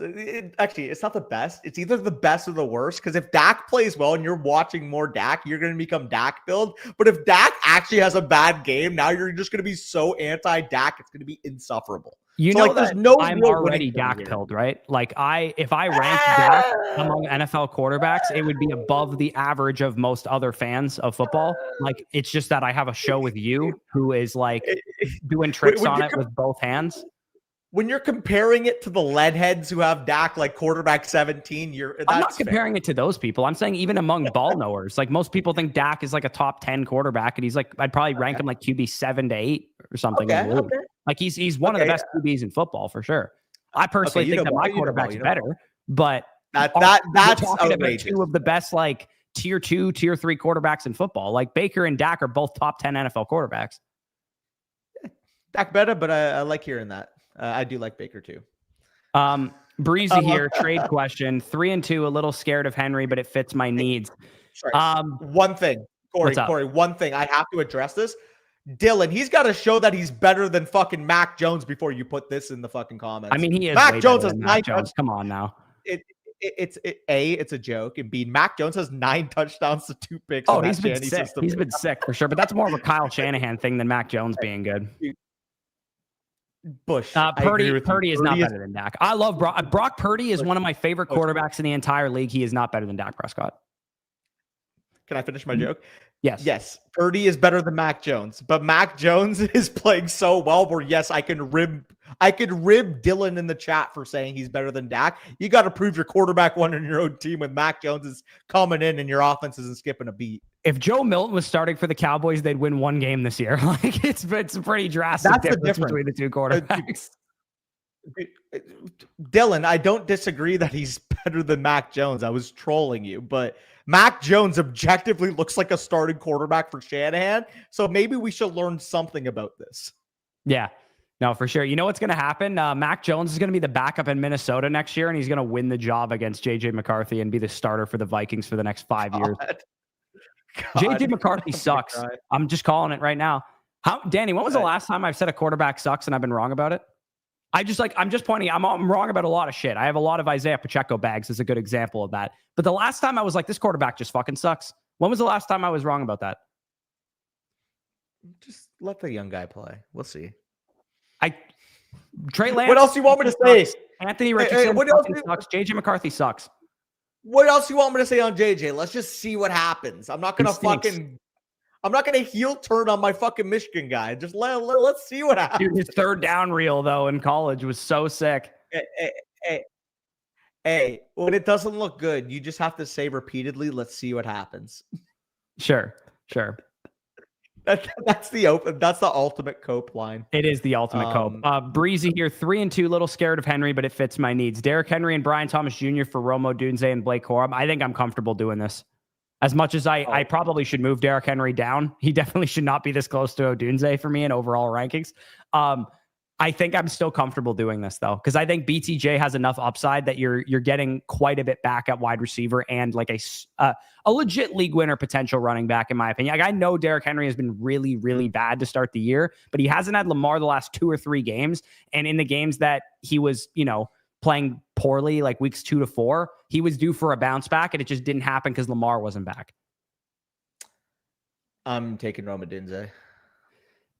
I get it. I just think the process would gear you towards Derrick Henry and Brian Thomas. Like, even if Derrick Henry is a back-end RB1 for the rest of the season and BTJ is a mid-wide receiver 2, I think this is a worthwhile deal, given that you're giving up a mid-wide receiver 1 for a guy who's going to produce like 15-plus points per game at each position. If you need depth and you need running back, I understand it. It's probably a fair deal. But to me, like it's like what you said with Bijan. Sometimes when you have players that you think are going to be league winners, like I think Roma Dunze is going to be a 19-plus, 20-plus point per game receiver. I think Derrick Henry is probably going to be a 15 or 16 and a half point per game running back at best. Like I don't see him getting back to 18-plus points per game. And then when you combine that with BTJ, like I obviously like BTJ. I think he can, like similar to Derrick Henry, be in that 15 to 16.5 range. But the days of thinking he could even get close to what Roma Dunze is at right now, I think are kind of numbered for this season. So I also want to acknowledge this, Dylan. Dylan, this schedule, right? Sure. What, Rome? No, Henry. After Lamar's back on the field. Yeah, we'll see. It's like so easy. I'm worried, dude. I'm worried. He doesn't look good. I'm worried too, but I think even if he's inefficient, he'll be great. Sure. It's more of a pro Roma Dunze take than anything. And also, I have to address this rage bait. Dylan, we are not doing the Dak supporting cast versus fucking George Kittle, Deebo Samuel, Brandon Ayuk, and Christian McCaffrey over the last few years. We are not doing this. Oh, poor me. I have Jake Tungus and Kendrick Bourne on the field. You have to experience that for half a fucking season? I had a playoff game where Cedric Wilson was my wide receiver 2. Yeah, Cedric Wilson is bad. Sorry, that was a little rant, but like I see him complaining about offensive injuries. And he fell right into 100%. it. 100%, but it's like we cannot be talking about supporting cast with what we've had with Dak Prescott in the last few years. I am sorry. I'm not hearing it. Yeah, no, agreed. All right. So you're on the Roma Dunze side. I'm on the Derrick Henry side. I gave you the Lamb one, so I'm taking the Derrick Henry side of this one just as the tiebreaker since I marked the Lamb one for you. Jake Ferguson for Roma Dunze and Mason Taylor. What the hell are we doing here? Yeah. Go. What the Jake Ferguson? I mean, is he that much of a sell high right now? No, I wish. Roma Dunze plus for Ferguson in this economy? Yeah, that's insane. Cadester, James Cook, Garrett Wilson, Amon-Ra St. Brown, and neither of the starting running backs for the Cardinals. Amon-Ra St. Brown and 2 wasted bench spots. Yeah, this is Cook and Wilson. As much as I love St. Brown this year, I think Wilson, I mean, he's having a bad game right now, but he'll bounce back. He was always going to have a bad game against Pat Surtain. Like, this is the team and the game environment he was going to have a bad game in. Pat's had his number for a long time too. Like every time Garrett plays the Broncos, he has a bad game. Dude, it is actually crazy. And I'm enjoying myself, let's just say, in the Flock League clip chat. Yeah. You guys 1-2-1. Kamara and Igbuka for Javonte. I mean, Igbuka's just so good that this is a free Kamara to me, but I love Javonte still. I mean, Javonte's playing super well, but I think you got to go Igbuka and Kamara here. Yeah, I wish I could do this. Yeah, it's just too much to give up on top of. Shout out for the Scattaboo start. Yeah, shout out indeed. Justin Herbert versus Bo Nix. I mean, you would have had to choose to play Bo Nix already, but I would have said even before this game that Justin Herbert was the better play of the two of them. Miami. So you're probably not going Vidal Carter here. Yeah, you can't go Vidal or Carter, given that Carter isn't going to start. So you're probably going Travion, right? Yep. Give me Travion. Hopefully we get more usage out of Travion this week with Gibson out for the season. Jackson Smith and Jigba is going to be in your lineup every single week. Higgins versus Keon versus Nico's on bye, obviously. So I think you're rolling with Higgins probably over the rest of these options. He's my 40th ranked receiver this week, and you would have started Mason Taylor already. In the flex, I would be rolling with Keon probably, given the game environment. Kendre over Vidal still.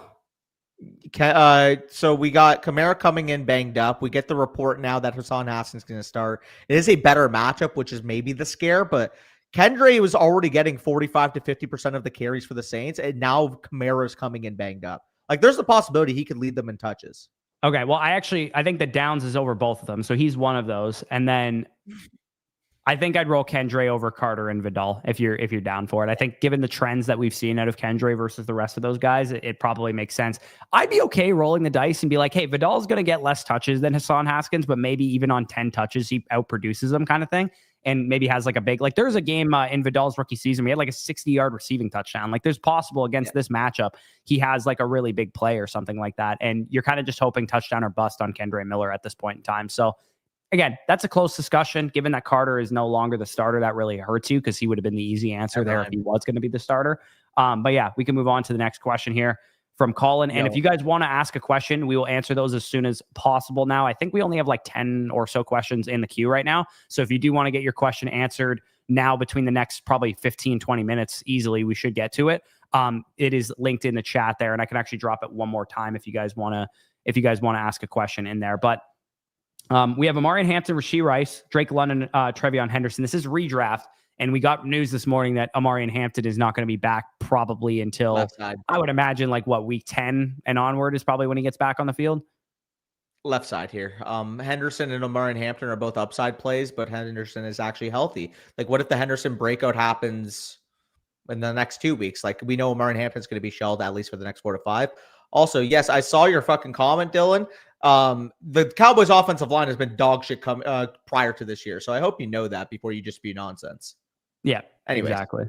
But yeah, well, I'd roll with the Henderson side because here's the other thing too. I tweeted this out and people get mad at me every time. Rashee Rice to me is still just an idea. I know everybody gets mad when I say shit like that. I can't rank this guy. I have him wide receiver 12 rest of the season. So let me just be perfectly clear when I say I get the upside of Rashee Rice, that he could legit be like the 4th best receiver in fantasy if things break right. Like other than JSN, Amon-Ra St. Brown, and Puka Nacua and a healthy CeeDee Lamb, maybe the 5th best receiver in fantasy. Like that's within the range of outcomes for Rashee Rice. Absolutely. I'll agree with everybody who has that opinion. I just think that most people assume that that's a guarantee, which is what I'm not willing to say. I think it's also within the range of outcomes that Rashee Rice is like 14 points per game, which would be obviously a floor for him or a low end range of outcomes, but I think it's within the range still. Yeah, I don't see that. Like straight up, I think he's going to be floor, 8. What's his floor? I'm not talking about his ceiling. What's his floor? 17 points per game.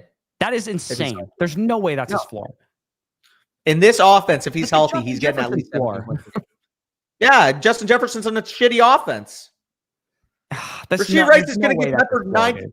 There's no way. Rashee Rice can get peppered 9 to 11 targets per game for Patrick fucking Mahomes, who's averaging 23.5 points per game in fantasy right now. Patrick Mahomes looks like the best quarterback he's been in the last 4 or 5 years, and he's getting his number 1 receiver back, dude. What if Rashee is not as good as he was before because of the knee injury? Dude, the knee injury wasn't even a concern coming into the year when we thought he was going to play. Now that they're playing games? It wasn't a concern in practice. It wasn't a concern in practice 10 weeks ago. What if it's a concern? What if he doesn't have as much explosiveness because of it? Bro. People understand that major knee injuries.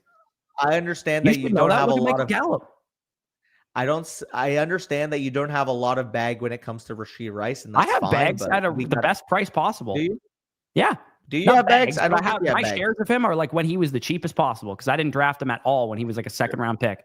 Yeah, so you have no benefit towards Rashee Rice being good. So you've kind of been in take lock a little too much here. I understand it, but I'm not. Rashee Rice is going to go wide receiver 12 rest of season. That's not take lock whatsoever. I'm saying that he has a floor. Where's he gonna nobody like you're a perfect example. Nobody admits that he might not be that good. Nobody, because he is very good. He's like a minimum fucking wide receiver 5 or better in fantasy. What am I going to admit? He's not that good, but he is that good. Is my point. Okay, what am I going to admit if I don't think he's not that good? Coming into the year, if I asked you what is Nico Collins' floor, what would you have said? I would have said that it's more volatile because of the offense, but he's so good that he would overcome it. Would you have said Nico Collins had a 14 point per game floor? Let me talk. You don't have to cut me off. Yeah, sure. 14 points per game is less than the floor than I saw, but I also understand that the offense is a concern. With Rashee Rice, is the offense ever a concern? No, the Chiefs are going to be implied for 24 points every single fucking week. Now that we know what the Texans offense is versus what the Chiefs offense is, yes, as soon as Rashee Rice is back, he's going to be ahead of Nico in my rankings. That's a capitulation I'm going to make. Like your take on Rashee Rice is a talent thing. But what I'm arguing is I don't see an issue with his talent. Right. That's fair. I just like coming into the year, Nico Collins' floor for yards per route run and stats that are just him. No offense related stats. He's like 16th in yards per route run and like 30th in receiving grade right now. Like that was my floor argument for Collins too. Is like I don't think he's like guaranteed to be the best receiver in the league. For sure. And Dylan, this is the last thing I'll leave off on you. The Cowboys offensive line has been a problem, which is why they've been reinvested into it in the last couple of years. And if you keep rage baiting in chat, you're going to go on timeout. Straight up. Shout out to the timeout. We got shit to do. I'm you could also just not address his comments. That would be the easiest way to go about it. Oh, for sure. He's 16. He's going to learn. I'm going to say it to him because obviously he wants attention. That's fine. You got your fucking attention. If you keep rage baiting in chat, you're not going to have the opportunity to get the attention. There you go. Let's go. Rico versus Ja'Cory. You going Rico here? Rico Dowdle, yes. But I do want to get Ja'Cory in my lineup, and I'm assuming he will. Yeah, Adams versus McMillan. I have they're like back to back. There is some minor weather concerns in Los Angeles that maybe people are concerned about. I've heard. I have McMillan at 11, Adams at 12. By the way, I need to see what the weather's like in Baltimore here because I heard a lot of people say this. Yeah, for sure. Rain and wind could impact Ravens versus Rams. Yeah, if you seriously think the Cowboys' offensive line's been good these last few years, I would encourage you to stop addressing it, dude. Sorry. Some rain from a tropical rainstorm. Yeah, they're supposed to get a decent amount of rain here. It's possible the environment isn't great. You're not wrong. The thing that doesn't make me care is that this is hydrogen bomb versus coughing baby in terms of matchup. And Devontae Adams and Puka Nacua stylistically are both the type of wide receivers that can play through the elements. I know it's such a narrative thing, but like if there's like a wide receiver duo and quarterback I trust to play through elements, it's Stafford and these two receivers. Yeah, he's got. Am I crazy to say that? Sure. Yeah. Who would you start between McMillan and Ja'Cory Krosky-Merritt then? I guess would be the question. I frankly, I can't not have McMillan in my lineup this week. I mean, I had him scoring a touchdown. If I think he's going to score a touchdown, I got to play him over Merritt, although both were in my pick'em. So I guess it's counterintuitive, but I do prefer McMillan. Yeah. I think the conversation would come down to me between, I mean, maybe you could argue Rico Dowdle versus Bill as well. I just think that Rico, given the revenge game narrative and the fact that he got so much work, just feels like the much safer start of the two running backs. And it is a better matchup for Rico Dowdle than it is for Bill as well. So that would be why I would lean with that. The replacements here, full PPR, 10 teams start to Dowdle, T-Mac, and James Cook. I mean, James Cook's got to be in your lineup every single week. I don't care that you have good options. You have to play James Cook. Did they not rule the Garrett Wilson play a fumble? I'm not sure. Pastor Tam punched it out. I guess not. Maybe it was just incomplete. Doesn't show up on Sleeper. By the way, in terms of my input here, start to Dowdle, Ted McMillan, Cook. I love Dowdle's spot here, but McMillan and Cook would be the two I would go with. It's close between Dowdle and McMillan, full transparency. But honestly, Cowboys already passed one with defense. They've actually been decent against the run. So when you have two elite options here, I think I lean McMillan, but I mean, Dowdle could just get 20 touches in his. He could very easily. Yeah, I think he's probably the floor play of the two of them. But in full PPR, McMillan with a great matchup, I think you feel pretty confident in the ceiling of what he can do there. And James Cook is just an every week starter. You just have to play him every single week.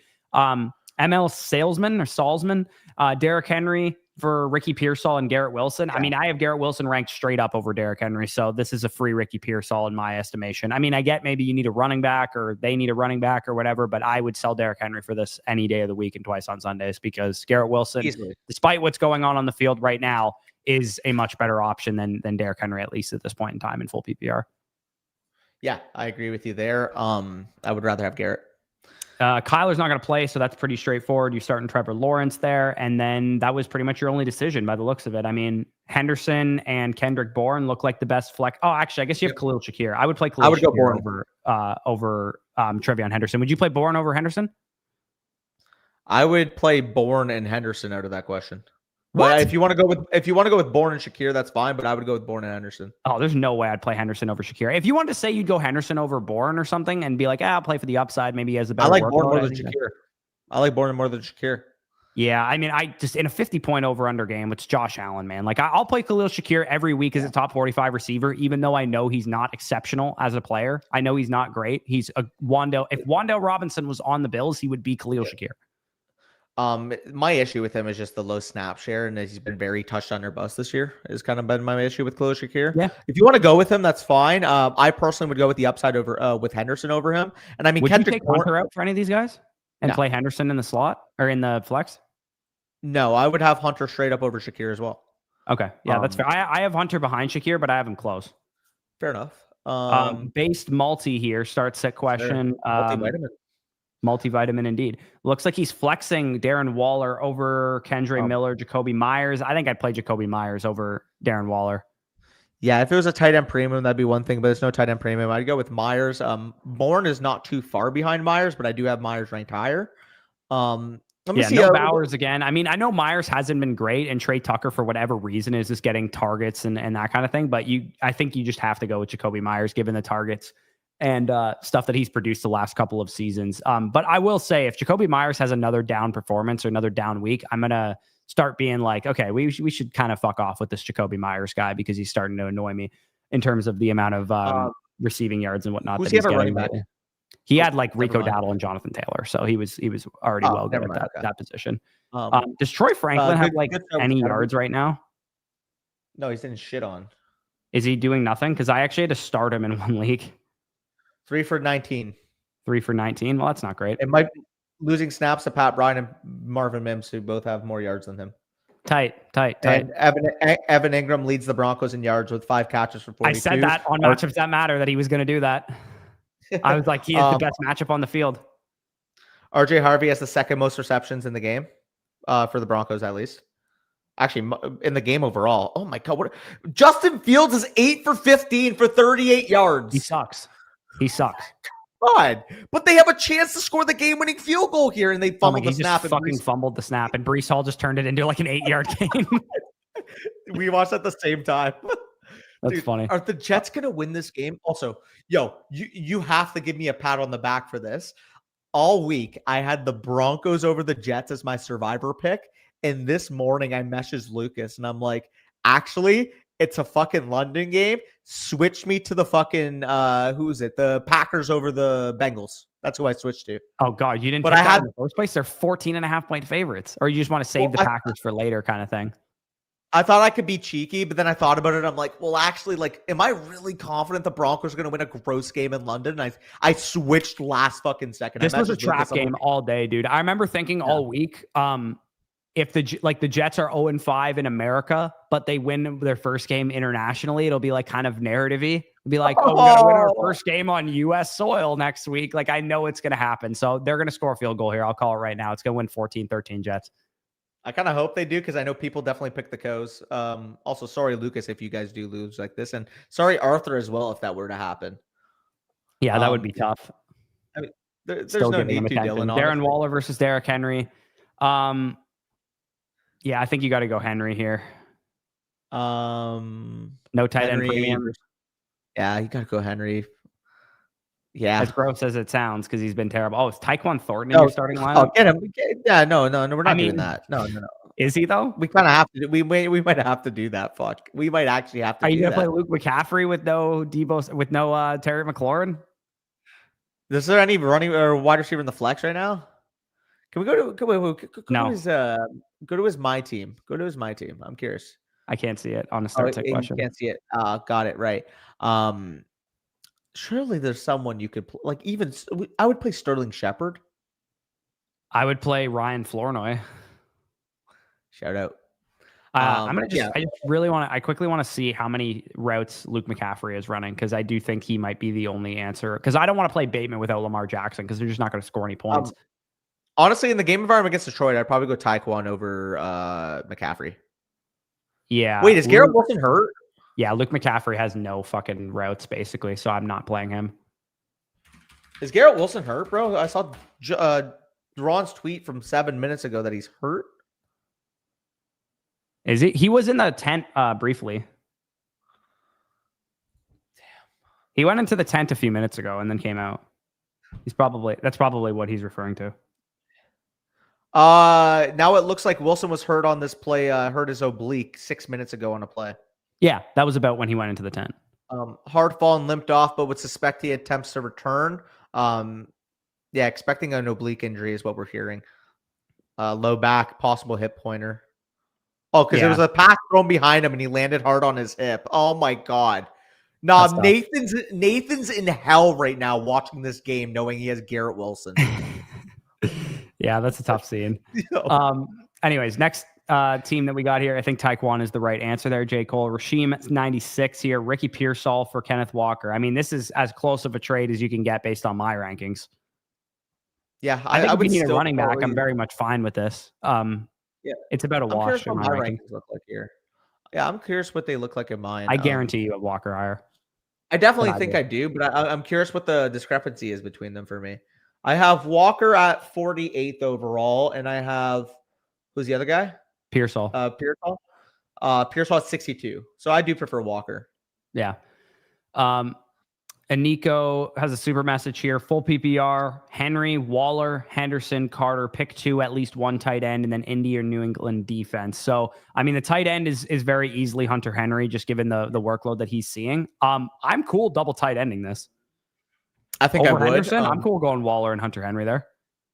Yep. And in terms of the defense, pretty simple. I am starting the Patriots defense, so pick up Indy. Yeah, and also Jacoby Brissett, and they're 10-point favorites, Indianapolis. Yeah. So, I'd roll with Indy's defense. They're my number 2 defense this week, I believe. So, shout out the Bush defensive rankings. I actually haven't seen them. Where do you have I've been doing them. My top 10 defenses are in the waiver video this week, and also they're in matchups that matter every week. I do my top 10 defenses, my top 10 kickers. Yeah, I'm curious right now. I'm gonna play. Yeah, I have it Green Bay number 1, Indianapolis number 2. Denver locked in as number 3, which is kind of looking okay, I guess. Pittsburgh number 4, Philadelphia locked in as number 5, which sucks, but they ended up losing that game. Los Angeles number 6, Las Vegas number 7, Seattle number 8, Tampa Bay number 9, and New England number 10 is how I have them ranked. I see. Yeah, I think that the Patriots might lose that game to New Orleans, so that's partially why I ranked them a little bit lower. No, that makes sense. What do you do? Like a 5-yard catch, 7-yard catch, something like he that. Needs to chill. But yeah, we'd roll with the double tight ends there, and then Indy's defense. And Nico, Joey Vec here, running back, Javonte Williams versus Bill. I have Javonte Williams in my top 10, but I have Bill in my top 15. But Javonte's definitely higher of the two of them for me. Wide receiver wise, Romo Dunze is going to be in your lineup for sure. Who do you have highest of these guys? Waddle, BTJ, and Waddle. You have Waddle. Oh, Worthy's in there too. Ooh, yeah. I didn't see Worthy at first. Worthy, Waddle, BTJ is my order. Worthy, I moved up. I have it Waddle, Worthy, BTJ, but they are back to like Waddle is 15 and Worthy is 16 for me. Yeah, so I have Worthy a lot higher than you do. I moved him up once we got the full practice, and there was a report that there's no concerns. I hope you're right because I'm starting him against Nick. Well, that was the report I had when I was doing my wide receiver tier list. So if anything changes, obviously whatever, but that was the information that I was working with, and with that information, I have him as the wide receiver. I think 9 or 10 is what he was in the video. Pretty simple to me. This is the exact game environment you want. Garrett Wilson's limping on the field. Yeah, he just got rocked, dude. Oh fuck! He just got that was a fucking, that was a hospital ball, bro. That was a hospital ball. Yeah, no, not Look fun. at this throw, dude. Look how bad this throw was. Oh my god, and he got shit on by 9. Yeah, that was Hufanga. Yeah, it is. I think. Dude, of course. What a hospital ball. I'm telling you, those fucking Polynesians hit like bricks, bro. Like, have you ever seen a Polynesian that doesn't hit hard? No.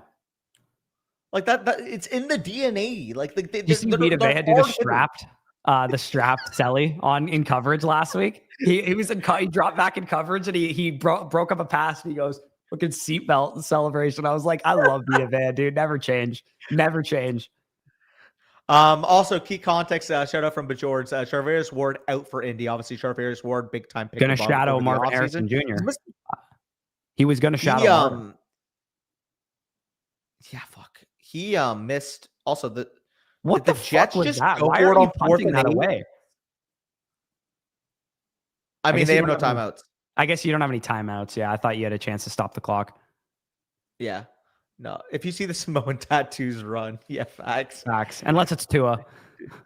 Yeah, no, yeah, but he doesn't have the Polynesian hair, so like he doesn't count. Like, see what I Yeah, mean? but Like, he's you fucking need the very hair. Hawaiian. No, but like you need the hair flowing out of the helmet. Like, I'm Yeah, sure yeah. Tua Well, he would be also doesn't play more. defense too. Yeah, like Tua would be a very Tua in an alternate world has the long flowing Polynesian hair, and he's a middle linebacker somewhere. Yeah. Shut up, Mayor Sleepow. Yeah, that was a horrendous play call too. Tanner Engstrom needs to get fired. Wait, Charvarius Ward got a concussion in warmups. How That's does that kinda wild. happen? Maybe just How are trying to they do warming him up? that's like a Cam Scattaboo warm up. I feel like Cam Scattaboo during warm ups, Kayvon Thibodeau just takes him and punches him in the face repeatedly. Bro, What a if you mid look at win for the DM Broncos there. What an absolutely mid win. 13-11 is the most London game I've ever seen. 13-11, Corey. That's disgusting. Anyways, Waddle versus Bill in the flex here in this question. I I think I'd roll with Waddle here. It'd be close though. I would. Oh, that's what I was saying. Sorry. Very, very good game environment for Xavier Worthy. Sorry, we got sidetracked with the Broncos and Jets poverty. Yeah, this was poverty at its finest. Okay. Did you Unknown ectoderm here? Drake London and Romo Dunze for CeeDee Lamb and Brian Thomas. Okay. This is like putting Danny in a blender here, but I think you got to go London and Odunze here, right? You do have to, but I fucking love CeeDee Lamb. Yeah, I mean, realistically, you're still getting mid-end wide receiver ones on the left side here, but it's an 8-team start 7. I changed my mind. I'm going CeeDee Lamb. And an 8-team start 7. I'm taking the best asset. Let me just see what his team looks like really quick. He's father of 3 or crash. This would be his team. So you get look at how much upgrade to Lamb as one of these starters. Yeah. And then you'd be starting McMillan and McConkey or BTJ every week. Or just one of those be in your running backs in the flex. Yeah, I mean, I think I'm fine with it if you want to do it. Like, dude, like T. Higgins on the waiver wire, bro. I wouldn't, based on where I have Lamb ranked versus where, like, because you probably have him at like 5 or something, where I'm like London and Odunze are pretty close to him for me. So, Corey, if this question said Amon or St. Brown instead of CeeDee Lamb, you do it? Yeah, probably. Okay, so that's how I have CeeDee Lamb ranked, so I would do it. Yeah. So, yeah, it's close. Danny would take the Lamb side. I would slightly take the Odunze and London side because I don't really want to start BTJ and Ladd every single week, which you'd be kind of forced to do, or McMillan or whoever else. BTB Cobra here, who to start for wide receiver 2, tight end, and flex. I mean, QJ's out, so you can't start QJ here. Yeah, no, if he doesn't have any other options listed. Who to start for wide receiver? I mean, go to the flexes maybe. Maybe we'll help him with the flexes, and then I mean, you're gonna have to. I mean, you didn't have Scattaboo, and that sucked. But you're gonna play Rashad White, and you're gonna play Sam Laporta probably. Yeah, Kincaid is. So people who have Kincaid, just an FYI, Kincaid is listed like basically as a game time decision for Monday night. I'm lucky because my other tight end is Pitts, and Pitts plays in the same game, so I'm like, fine, I can just easily pivot to another option. Or if you have Ertz or I mean, you probably wouldn't want to play Loveland or anybody on the Bears side of things. But if you have another option like a Waller or Laporte or something like that, you probably want to sit Kincaid this week just because he might end up coming into the week a little bit banged up. But like I said, in the Flock League, I have Pitts, so I can just easily pivot to him. For sure. We're pretty set on the question otherwise. I don't know what's available for pickup, unfortunately, here, but if you have an option, like even let's just say you're stuck in this position, when does QJ play? QJ plays the 1 p.m., 4 p.m. I mean, you could pick someone up right now, realistically. It doesn't really matter. He's already ruled out. Even if it's Sterling Shepard available in the wire, it's expected he will be. Well, he would be. Like, they play at once, so he would be all right. Okay, I haven't seen reports. I saw the one from last night, though. I didn't see what the update Quentin Johnson is officially inactive, yeah. Okay. But yeah, because that's the case, if you have any pivots, again, like a Sterling Shepard would be like a desperation shot that I think is a decent option this week. Yeah, guys like that. It's a shallow 10-team start 7, so I can't imagine you'd have to dig that deep. Like there should be, like there might even be like a Josh. Just saying, like a worst case scenario or something like that. Somebody like that might be interesting. But yeah, I'll just throw QJ in there for now. Let's give it a refresh here. Corey, I do have to show this because I thought it was hilarious. But this is from me and Mason's DMs, and I joked with him. I sent this to him. I'm like, me and you, once we secure the Flock League buys, and it's just me and Mason. That's funny. Bro, there was a clip that went around how Scattaboo at like 4 a.m. was fucking grinding 2K and he's a 99 overall. And then Mason sent it to him. He's like, your doppelganger's playing 2K in the morning at 99 rating or something. That's something you would do also. So I'm just Cam Scattaboo in another alternate universe. Cam Scattaboo, if you were like a lot better at football. No disrespect. Yeah. I mean, fucking, why would I take disrespect? He's in the NFL and he's scoring 3 touchdowns. I'm talking about him scoring 3 touchdowns. We're kind of not the same, I'm afraid. We are not the same, unfortunately. The Jets just gave up 9 sacks and dropped to 0-6. They had -10 net passing yards in that game. Respectfully, I'm not Garrett Wilson, is what Cam Scattaboo should be saying to me. Respectfully, I'm not Danny Ladd. Facts. Jay Dollar Sign, Jameson Williams, Matthew Golden. Of the two of them, you're rolling Golden, you said? All day. I mean, it's so hard because you love the game environment. I mean, you're going to play Travion over, or you're going to play JMO over Travion, though, right? Given the game, and it's 53-point over under, you got to just shoot for the upside that JMO catches a 70-yard touchdown, in my opinion. Probably, but like, I don't know. Because he could score 43 points or he could score 0. Like, there's no. Well, I mean, Trevion hasn't scored more than like 12 all year, even, and mostly scores like 4 to 8. Yeah.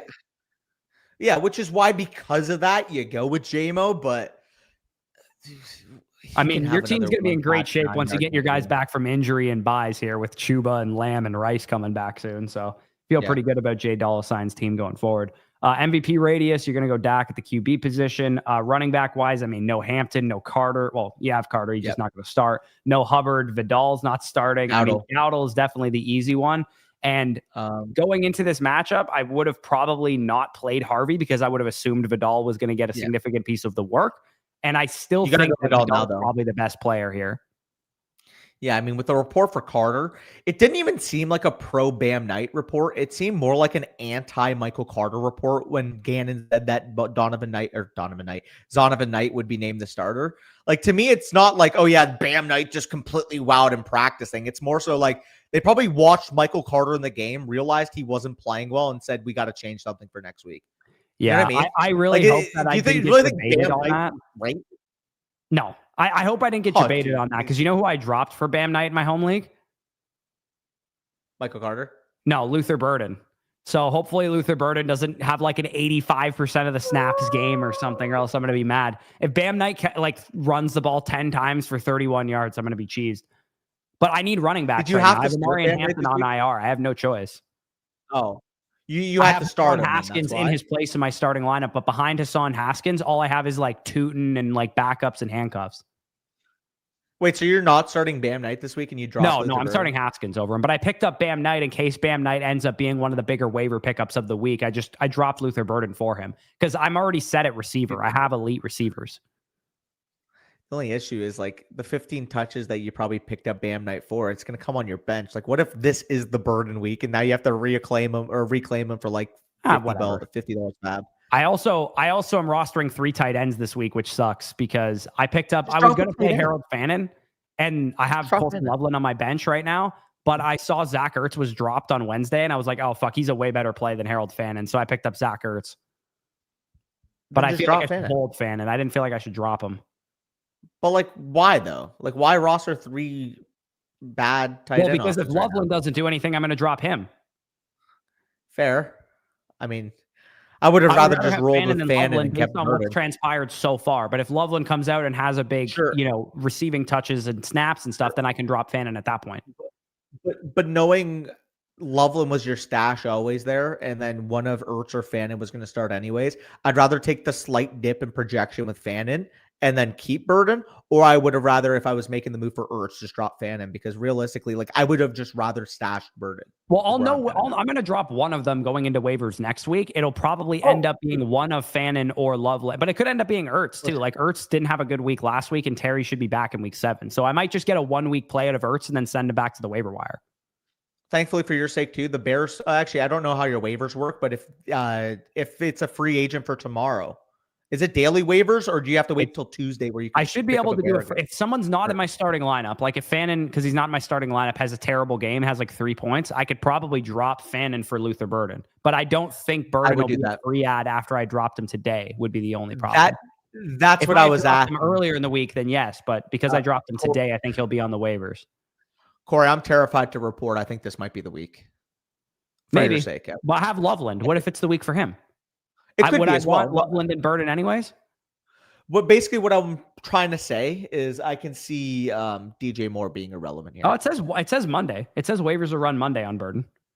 I would pick him up just for the flyer because, like I said, like it could be very well a scenario where like DJ Moore's relegated to like 50 to 60% of the snaps. Hopefully Fannin or Loveland. Hopefully Fannin does something or nothing today to tell me if I need to keep him or not. Because if he does a bunch today, I can just drop somebody. I also have other people I can drop. Like, what if Bam Knight is useless? I can just drop him again for Burden. Sorry, I do have to make this joke. Yeah, Corey, the only 2 things that can happen is he does something or nothing this week. That is facts. Yeah, that is facts. Puka and Drake London are going to be your receivers here, MVP. Sorry, we got to get back to these questions because we only have 15 minutes. Flex, Myers, Hampton Hubbard, all these guys are out. So you're going Myers probably? I would. Let's get back on it. So we're at 2 hours ago, or no, 3 hours ago. Yeah, we have. I can tell you the exact number of questions we have left. It's not 15? That many, if I'm not mistaken. But we do have one of them being a review, so we do need to get through the questions relatively. Over under 15 questions. I'm waiting for it to refresh right now. I think it's less. Yeah, it's only 8 questions plus a review. So perfect. We should be good. Running back wise, James Cook, pretty straightforward. You're going to go Chase Brown with the other one. Wide receivers, Drake London and Emeka Puka. This looks like very similar question to the last one. Hunter Henry is your tight end of those 2 options, and then your flex is between probably DJ Moore is the best option here, or Jennings maybe. It's Jawan Jennings very comfortably for me. I will say though, he's the 3rd ranked of these guys for me, but I would not be shocked if this is a Shaheed week. Yeah, I'm cool going Jennings there of those options. I do think that's possible that the Ben Johnson offense looks really good coming out of the bye. I said this stat on matchups that matter. You want to hear a crazy stat? Ben Johnson led offenses out of a bye leads all offenses in yards per attempt after a bye in the last 25 years. You know what makes me excited for that? Colson Loveland, Rome Odunze, Caleb Williams, DeAndre Swift. My best ball portfolio. Yeah, dude, you know what's crazy? I'm advancing 47 best ball teams right now. 47 of my 150 I'm advancing. And you want to know what's even crazier about that? My highest rostered first round player was on bye last week, Bijan Robinson. And I have over 10% of 4 different Green Bay Packers and 3 different Chicago Bears who were also on bye last week. Yeah. So the fact that the buys should have killed my advance rates and didn't, like, dude, my best ball portfolio looks nasty this year. If anybody played me in fantasy best ball for Justin Herzig's thing, I am going to advance an obscene amount of teams. Yeah, I put you, I put myself, I put Ron, I put Mason, and I put one other on like my 5-man lineup. Yeah. But the thing is, it's like you always advance more teams than me, but I have a better hit rate of getting further.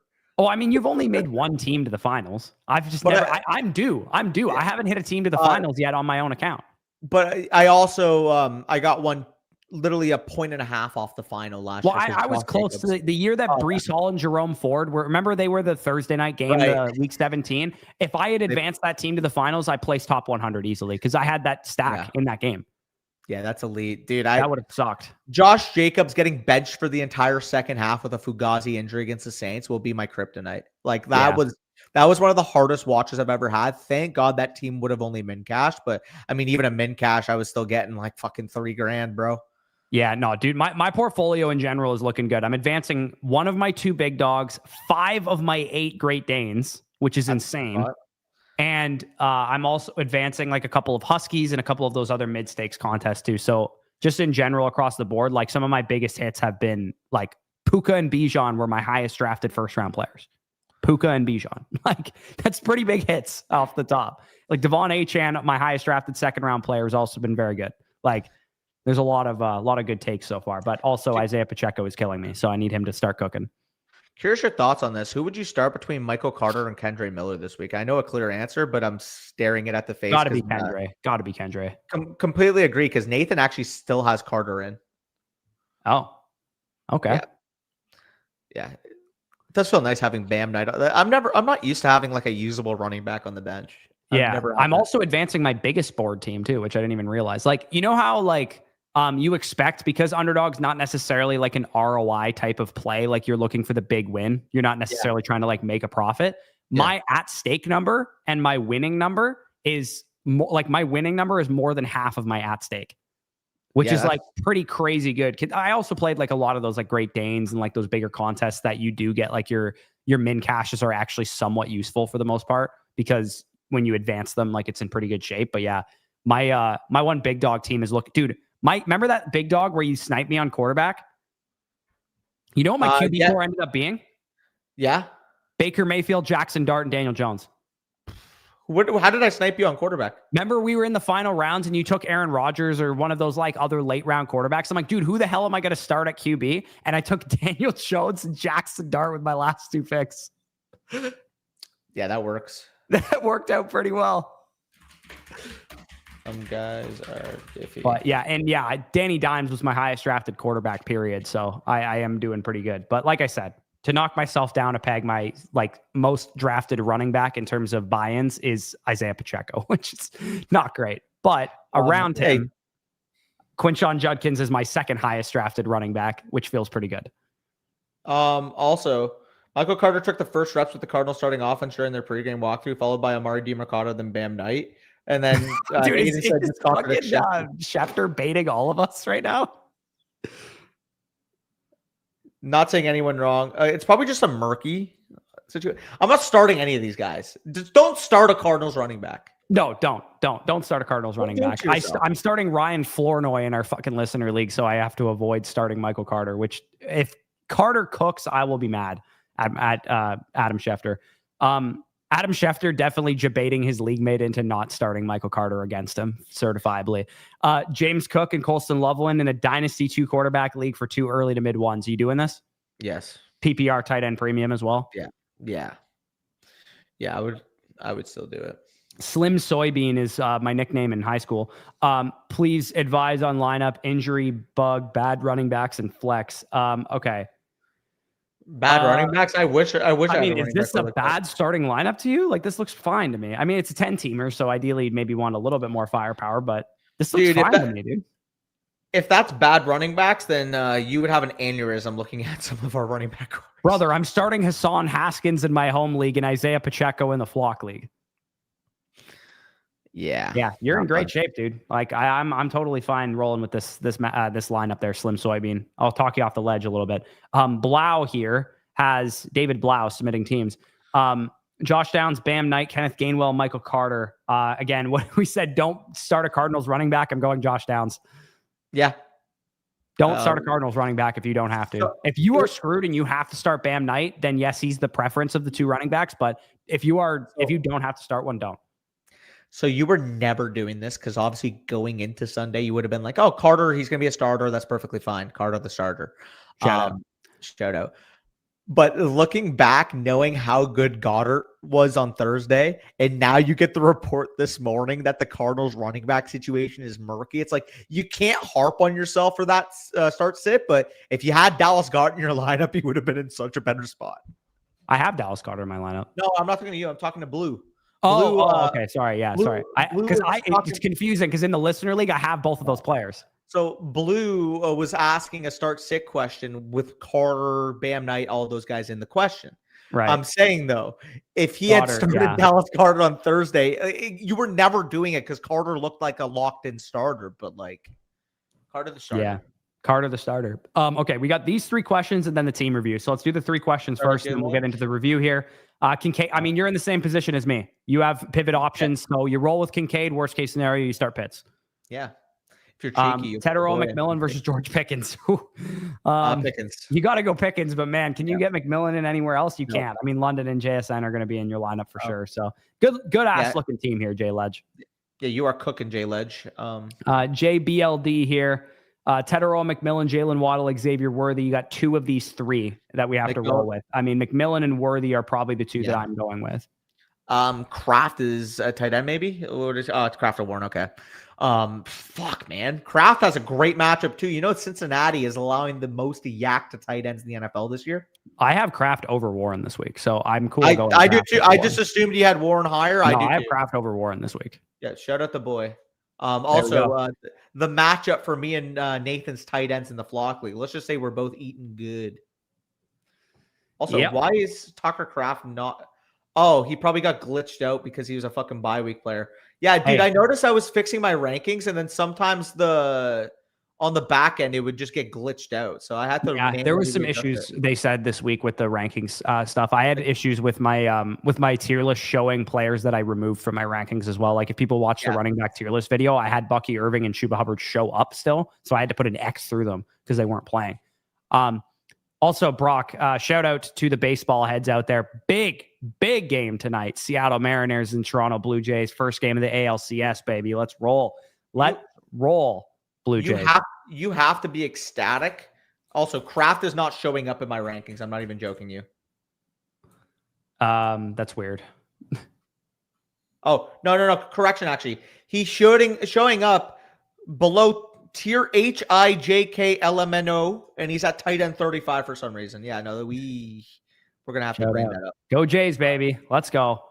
I've seen in my fandom as a sports fan, I have seen my Tampa Bay Buccaneers win a Super Bowl, especially like when I was an adult.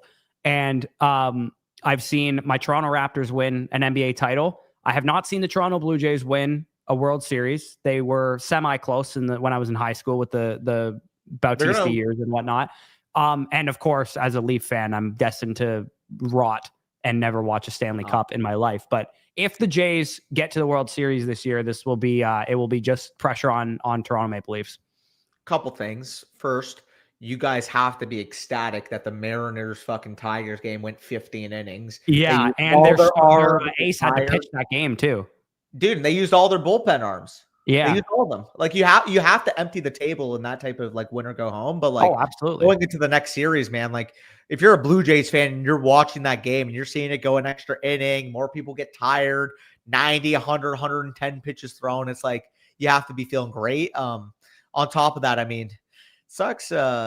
Looking at the context of how good the Atlantic is this year in terms of hockey. You mentioned the Leafs. Yeah. The Atlantic division, dude, like the Habs looking good recently. Obviously, Bolduc getting on the score sheet yet again. Boston's undefeated right now. Like the only team actively tanking, I would say, in the division is Buffalo. Because even Ottawa Senators are going to be really good this year too. And of course, the Lightning are 0-2. They look bad right now, but I mean, the Lightning are the type of the team you're never going to count out after a slow start. Like, no, Basty's been so bad. Sorry, we have 5 minutes and a full team review to get to. So Njoku versus Waller, what do you like here? I go with Waller. Okay, I actually have Njoku slightly higher, but I'll capitulate there. Kamani Vidal, Downs, Ayo Manor, and would you flex Njoku here? I would. Yeah, I'm cool with that. Okay. Roll through that, and then we'll get to Colorado Frost. Someone asking, did we share our picks? We did them at about 12 p.m., give or take. If you wanted to scroll back through them, we can maybe give you a flash with the last couple seconds of this stream.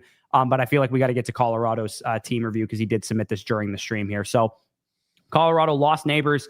Hampton on IR, underperforming running backs, 1-4 with a league that doesn't really trade. Pray for me. So Colorado is, where is he? Number 6 in the analyzer. This is a redraft 10 team starts 7. Puka Nacua, Tedero, McMillan, QJ, his team is in really good shape, but he did suffer, like he said, some unfortunate injuries with no Malik Neighbors now, no Amari and Hampton for the next foreseeable future.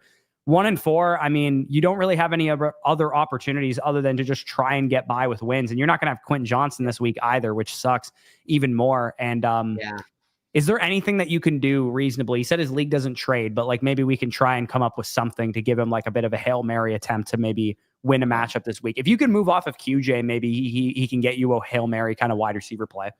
Yeah, maybe even attach Herbert to him. Say, who needs a quarterback? Can I attach Herbert plus QJ? I mean, you should be good long-term. Baker Mayfield, even without his wide receivers, Godwin and Evans. Like, you feel good about Tampa Bay. Tampa Bay is one of those offenses where it's like, no matter the wide receiver injuries, you trust the scheme, you trust the structure of their offense, and Baker Mayfield's going to be efficient regardless. So I would roll with Baker Mayfield rest of the season and see if you can float around the Herbert QJ stack.